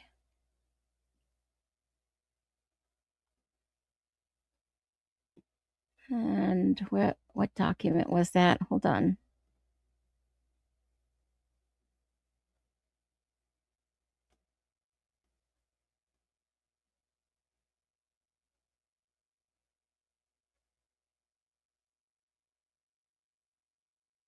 All right. Danny Vargas helped move the kids out. And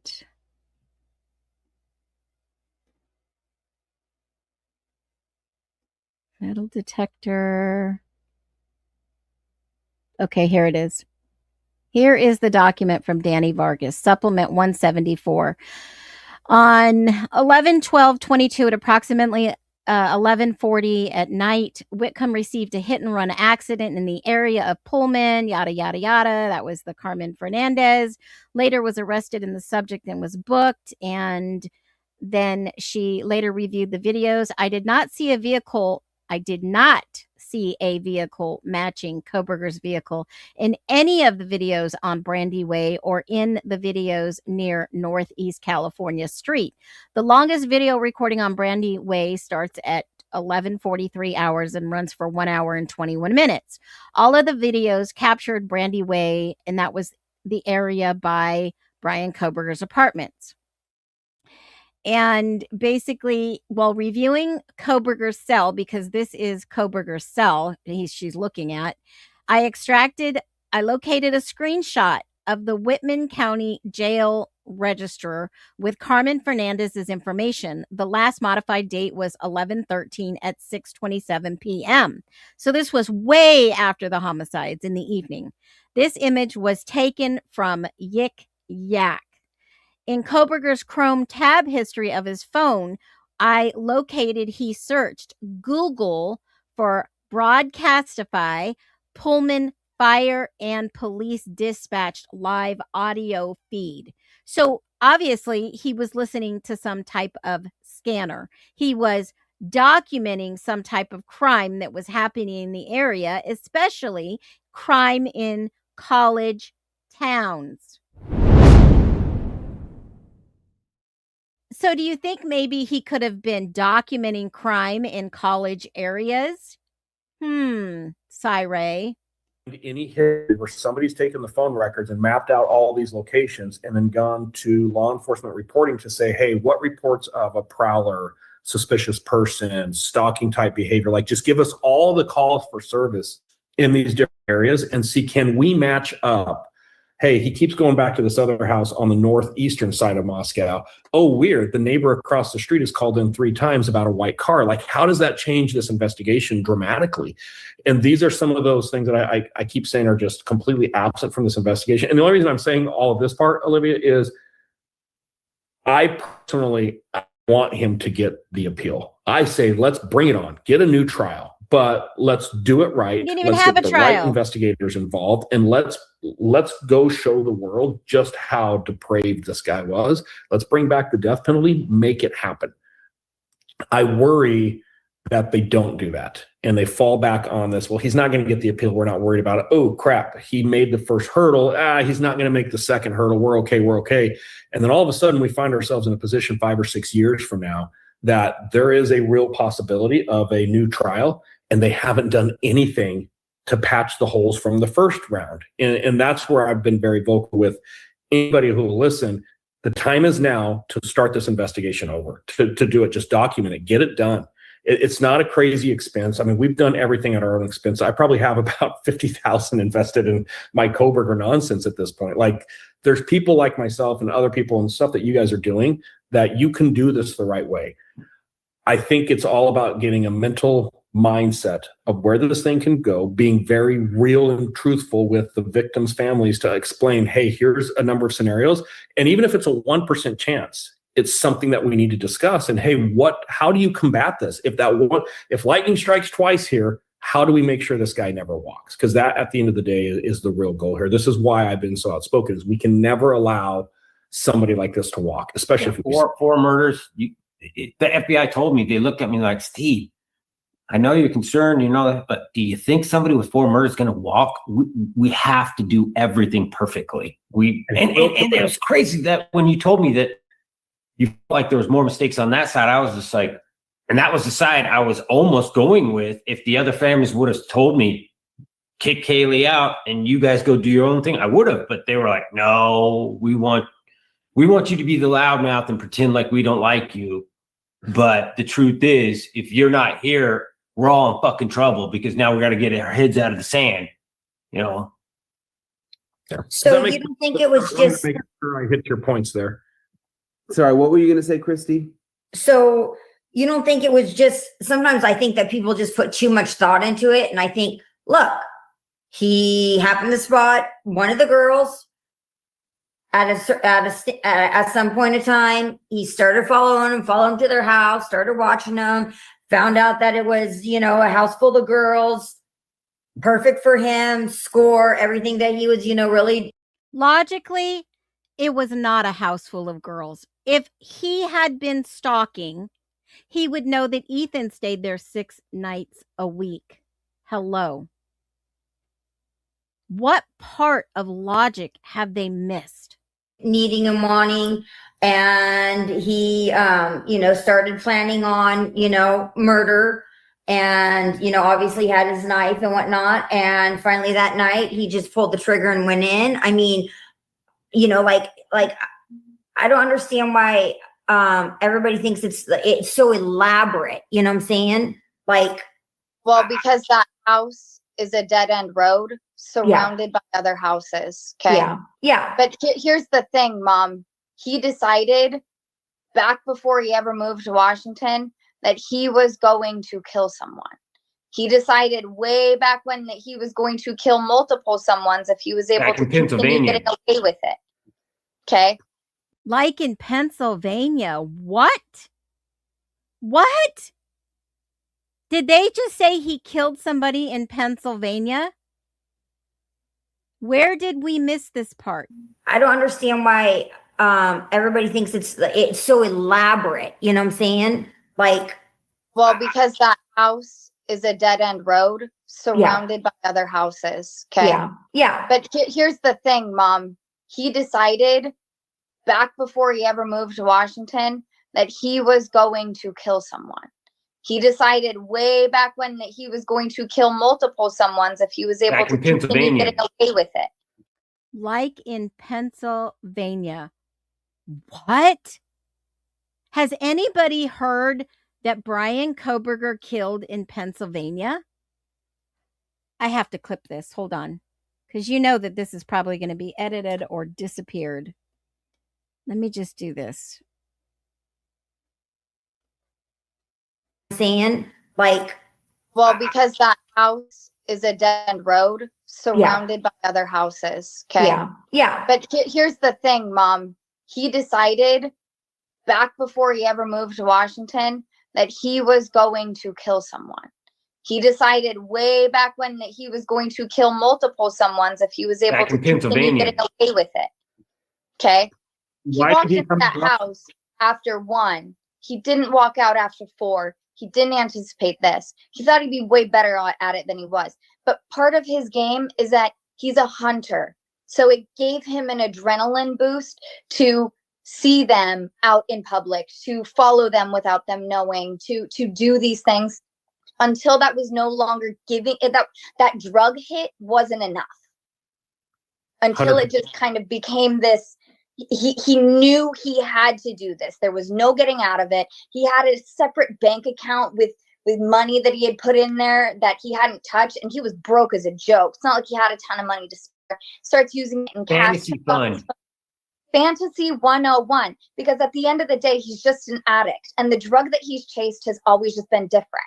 First, it was health and workout and this and that. And then it was, this grandiose that he's healing his, autoimmune disorders because he's so smart and this and that. And at one point it was heroin even. He's an addict that has always been obsessive and addicted to something. And he became addicted to this idea of chasing this high of killing someone. It wasn't personal to him. 100%. You couldn't have said that better. 100%. I agree with you. What are they talking about? What do they know that we don't know? What do they know that we don't know? What do they know they haven't shared with us? Are they talking about Brian Koberger or are they talking about someone else? And if he ever does walk, he will kill again. Yeah, of course he will. We know they investigated him back in Pennsylvania, and it didn't go anywhere, but they definitely were concerned. Yeah. No, Well, he I think- escalated his predatory behaviors until they no longer fulfilled his needs. So I didn't get Thorn Road right, but was that close? Was that closer than Payne's little loop? Oh, stop it. That's terrible. It's about, if you look at where Thorn is and the road comes down, it kind of doglegs, 95 doglegs around. Okay. Dogleg, it starts to go straight again. It's the third dirt road after that one. There's a farm that sits right on 95 right there. And Is that the one that I showed you guys a long time ago? that's where he worked his way back up to Thorn, and then he came back down. So he goes across up to Thorn Creek and then back down around, and he actually shoots out back onto, I think it's 195. Well, it's definitely close. Let's look at the map real quick. Let's look at Google Maps. Thorn Road. Let's just see what they're talking about. Is that the farm that I told you guys about before?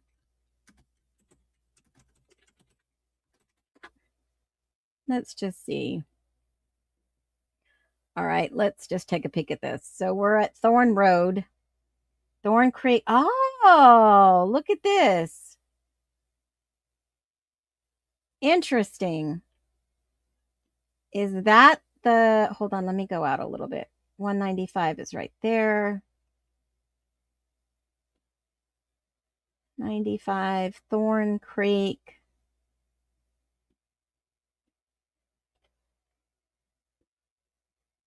Third, 1, 2, 3. He said Third Road. So Thorn Creek from 195. 1. There's 1. 1, 2, 3. Thorn Creek. Hold on.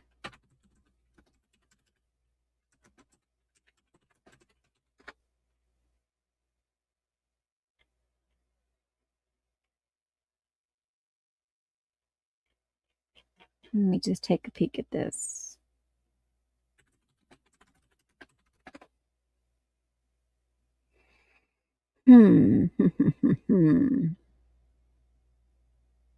Morgan Daniels has lived there for 15 years. Who is Morgan Daniels? All public information. When we do a live dig, we're digging. Daniels. Now, he wasn't on the witness list. I wonder if there is a video camera or something that shows the car going in this area. Springer. There's another farm. What is that? No, that's equipment. There's another farmhouse here. 1301. That would be the third turn-in. It's not Thorn Creek. Interesting. That isn't on the 95 side like they said before. That would go all the way down here in Genesee. So now they're saying it's Thorn Creek, but before, Moscow Chief Fry and everyone else said it was in this area over here in Genesee. So now we've got two different stories yet again. Interesting. I'm going to keep a note on this. It helped me because I was trying to pull the timestamps all together with the 448 and 448 with my social code. That he was stopped there. Cy Ray said that he was stopped there for about 10 minutes. We never anticipated that long of a gap that he was stopped there. We always 1 to 2 minutes. So the timeline that we had gone farther down than he's probably needs to be. Yeah. So it's from the house to where he stopped, I want to say it was like 14.5 miles. And you saw the rate of speed he was leaving the neighborhood at. I have no reason to believe he's not driving 65, 70 probably on the road. There's a solid 10 to maybe 15, depending on how fast he drove. And again, the part I can't stress enough is he goes back to that exact same spot where he stopped the next night. Because he dumped his stuff right He there. did? He goes back. Holy And then goes to the Snake River. And then as soon as he's there, he goes down to the Snake River, and he doesn't spend any time. He goes to Snake River, and then immediately he's back up 195. So you think he? All right, so let me go to Snake River from that area because Snake River is all the way down here. That is all the way down. So the only way, so they're saying that he went 195. So he cuts down 90. Let me just look at this. Hold on. Goes Moscow, goes down 95, cuts through Thorn Creek. Okay. Doesn't go all the way to Genesee. I've been to Genesee, by the way. And cuts down Thorn Creek, which you can cut down Thorn Creek. And then goes all the way to the Snake River, which is all the way down here. This is the Snake River. So if he cut down Thorn, then he had to have gone through Uniontown because there is no back road to take. And there's the Snake River. So that doesn't make sense. That doesn't, why would he, and if he stopped for 10 minutes in this area, I don't see this in Cy Ray's report at all. Okay, so Highway 95, the only where I see him say is, additionally, in mapping the raw data, it was discovered more coverage areas existed to the east and west of the 95 than what was represented on this map. to the east and west. So now that sort of aligns to the map that I just showed you, because now he said east and west, east, west. So there's east would be Genesee, west would be Thorn Creek. So what is he trying to pull? All right, there is no evidence that the phone ever traveled south on 95. There is no evidence the phone ever traveled on. Oh my God, guys, you have got to be kidding me. There is no evidence the phone ever traveled on Highway 95 at all. What are we reading, Cy-Ray? What are they telling American people?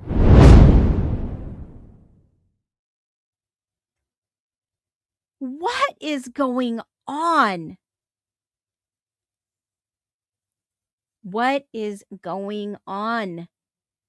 There is no evidence in the AT&T CDRs the phone ever traveled south on Highway 95. In fact, there is no evidence the phone ever traveled on Highway 95. What? And this was the Genesee, the one page 14 paragraph. North of Genesee. What in the world?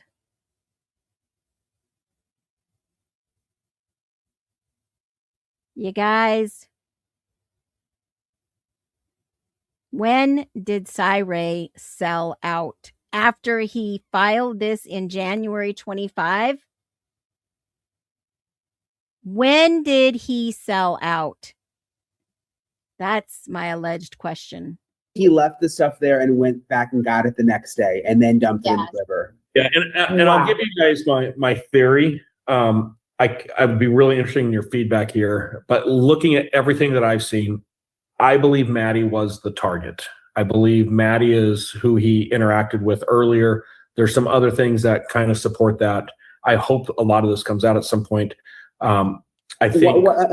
Sorry to know, but why do you say some things to support that? Is that the cell phones?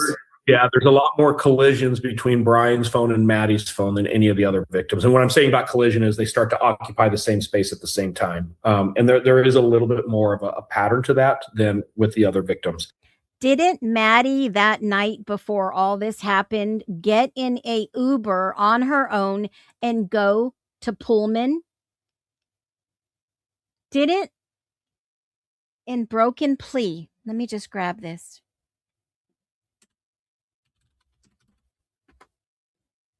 Let me just grab the book.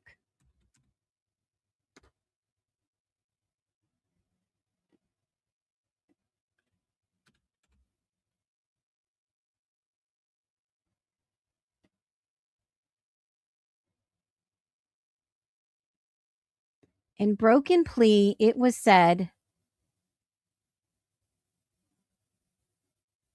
that Maddie got in an Uber.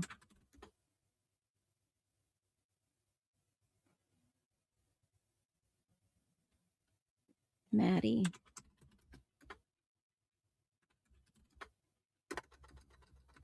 Let me just look in my book because it's pulling up on my reader. It was said that Maddie, on page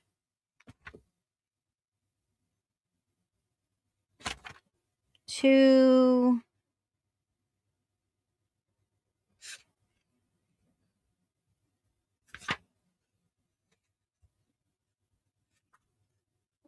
$234. Hold on. Let me go to page 234. 234. All right, let's see. Maddie FaceTimes with Ruby Simpson for 40 seconds at a corner bar with friend Aiden. I don't remember Aiden saying that at all in her interview, by the way. Let me highlight that so I can go back to that.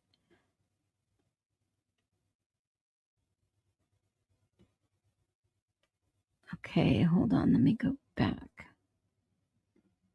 There was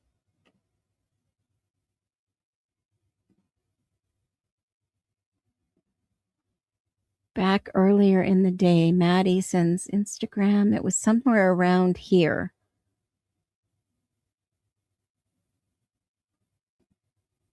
Madison takes a lift. She takes a lift to unknown locations, a 20-minute ride.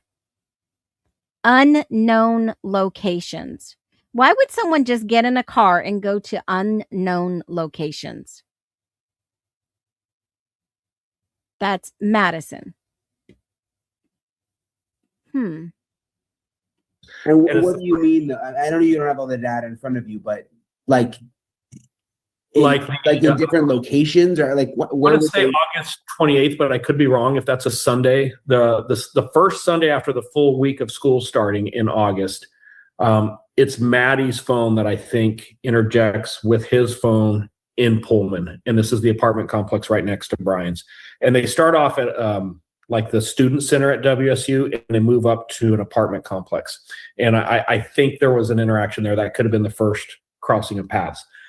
There's multiple times around the house that A&W over time, but consistently it's more with Maddie than the other roommate at that point. He dips into his fantasy fund and Kaylee's up here. And it was like that. That's the moment he's going to plan this murder, and she's still down there and Kaylee's up here hanging out with us. So I totally agree, but I can't say that in a forum.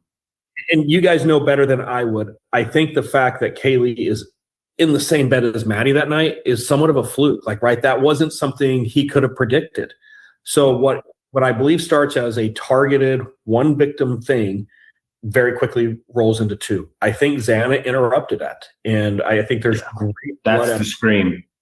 Well, the scream, but also there's really good. So before, in my prior life, before I started doing a lot of the phone stuff, I did a lot of homicide stuff. I was a blood spatter expert. There is excellent blood spatter in this house that, in my opinion, Xana not only interrupts it, but he chases Xana through a big portion of the house. And that's where Xana comes into. Oh my God, you got to be kidding me. How can you chase somebody through the house with that layout and the table in the way? And Ethan comes into, and to your guys' point of the physical side of this, he's just exhausted by the time he sees Dylan. And that's why Dylan today. And this changes his plan. And this is really important for the investigators to wrap their head around. The route back was going to be the same route that he took there. I believe he was going to go right back out on Indian Hills, up north to that little crossover road, and then come back north of the airport back in, because he can get all the way to his house and never pass a video camera other than the Indian Hills one. But because... And that happens to be the wrong car. 911 is being called, he drops down to the south.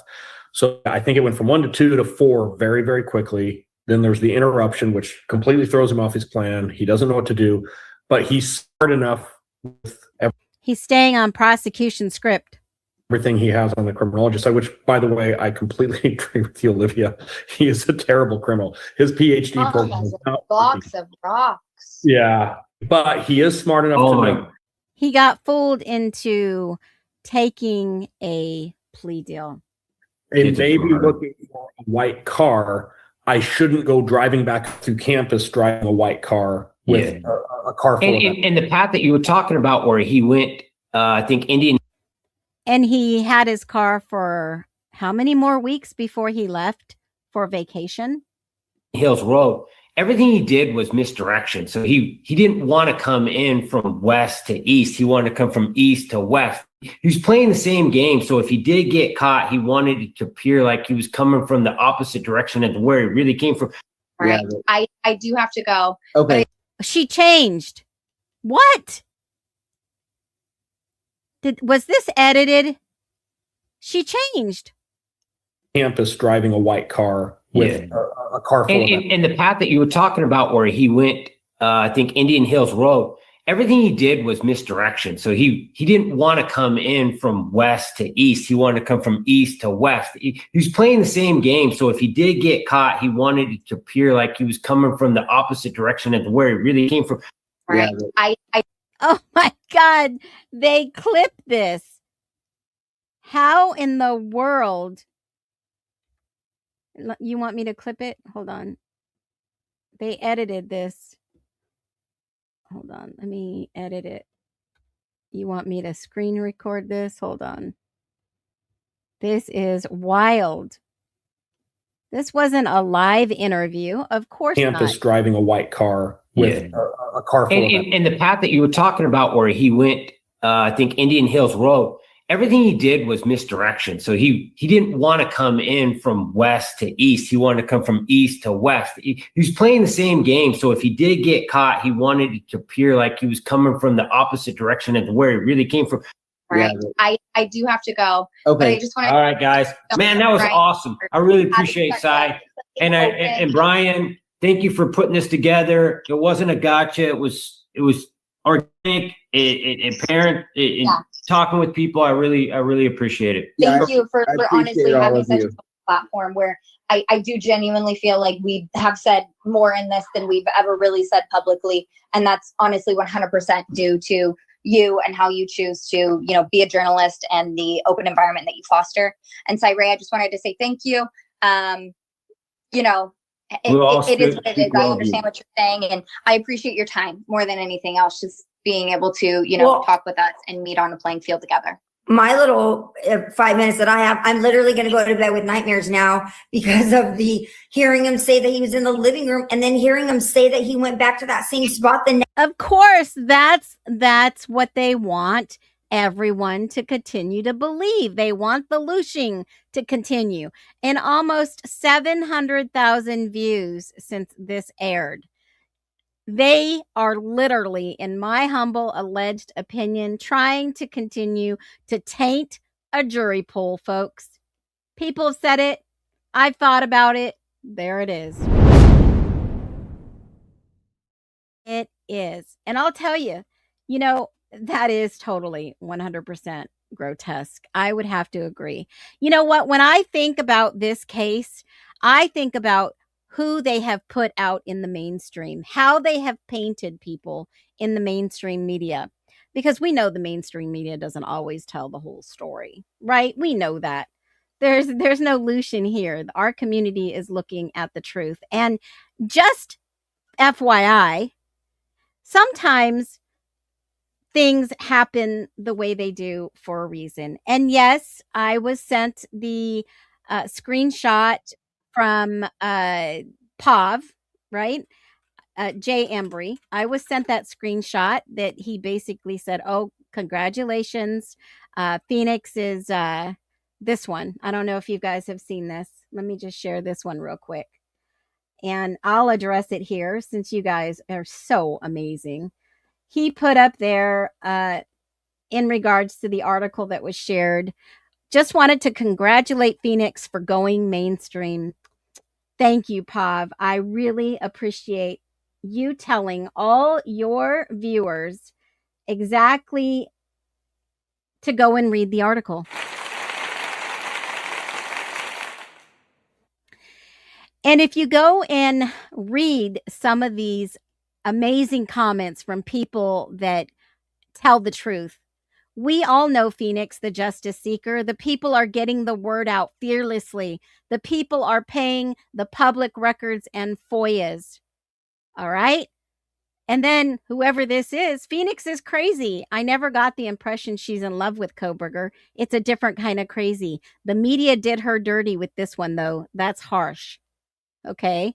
Now, there are a lot of people that stuck up for me and said, wow, haha, congrats, Phoenix. Look out, Pav. You could be labeled his next lover. Right?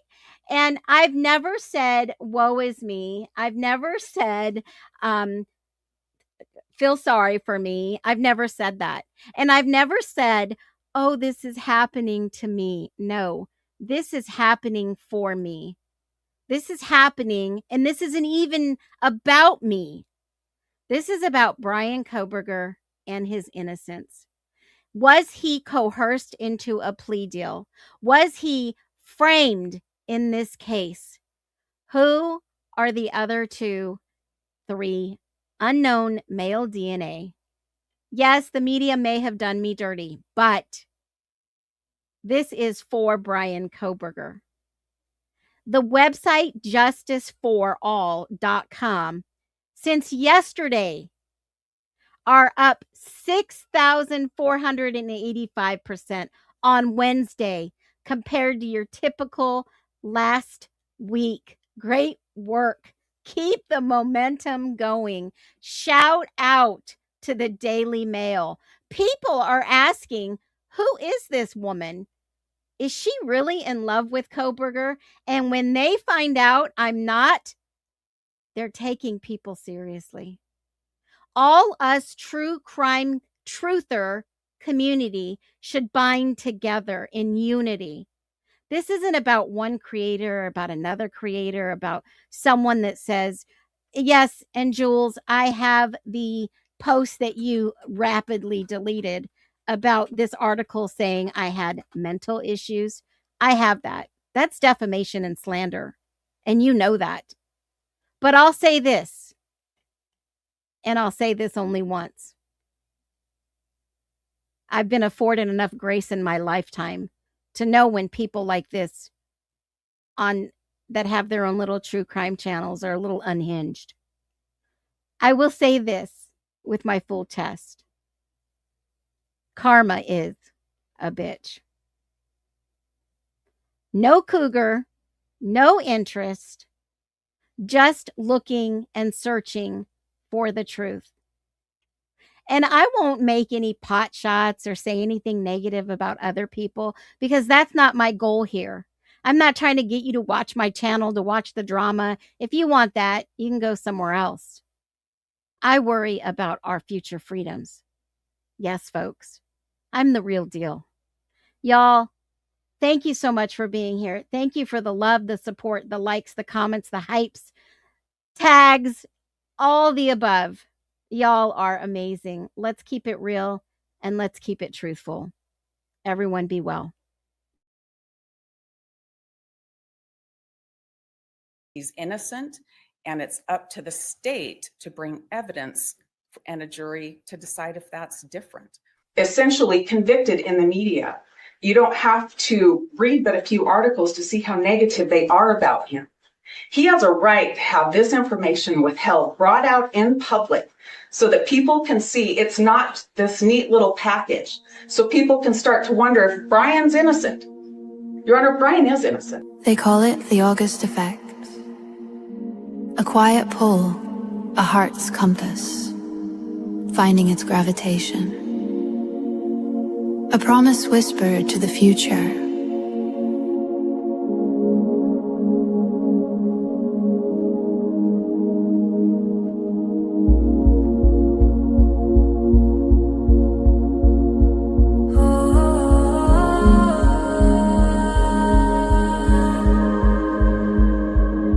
Sunrise paints the window pane a hazy gold. A story in my chest that's waiting to unfold. Used to trace the lines of maps I'd never seen.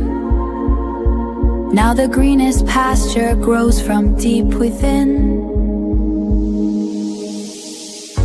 Letting go of every anchor, every chain, washing off the dust in cool September rain.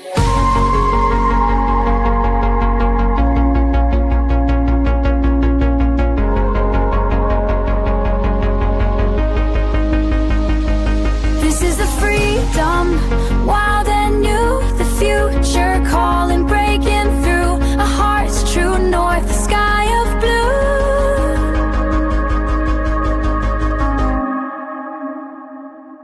This is the promise coming true.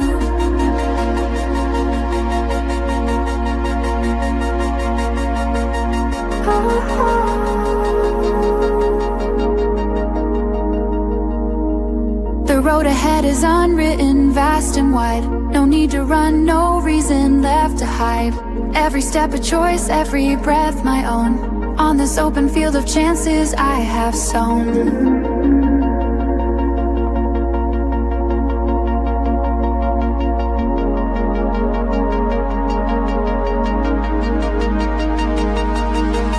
This is the freedom loud and new, the future calling, breaking through. A heart's true north, a sky of blue. This is a permanent truth.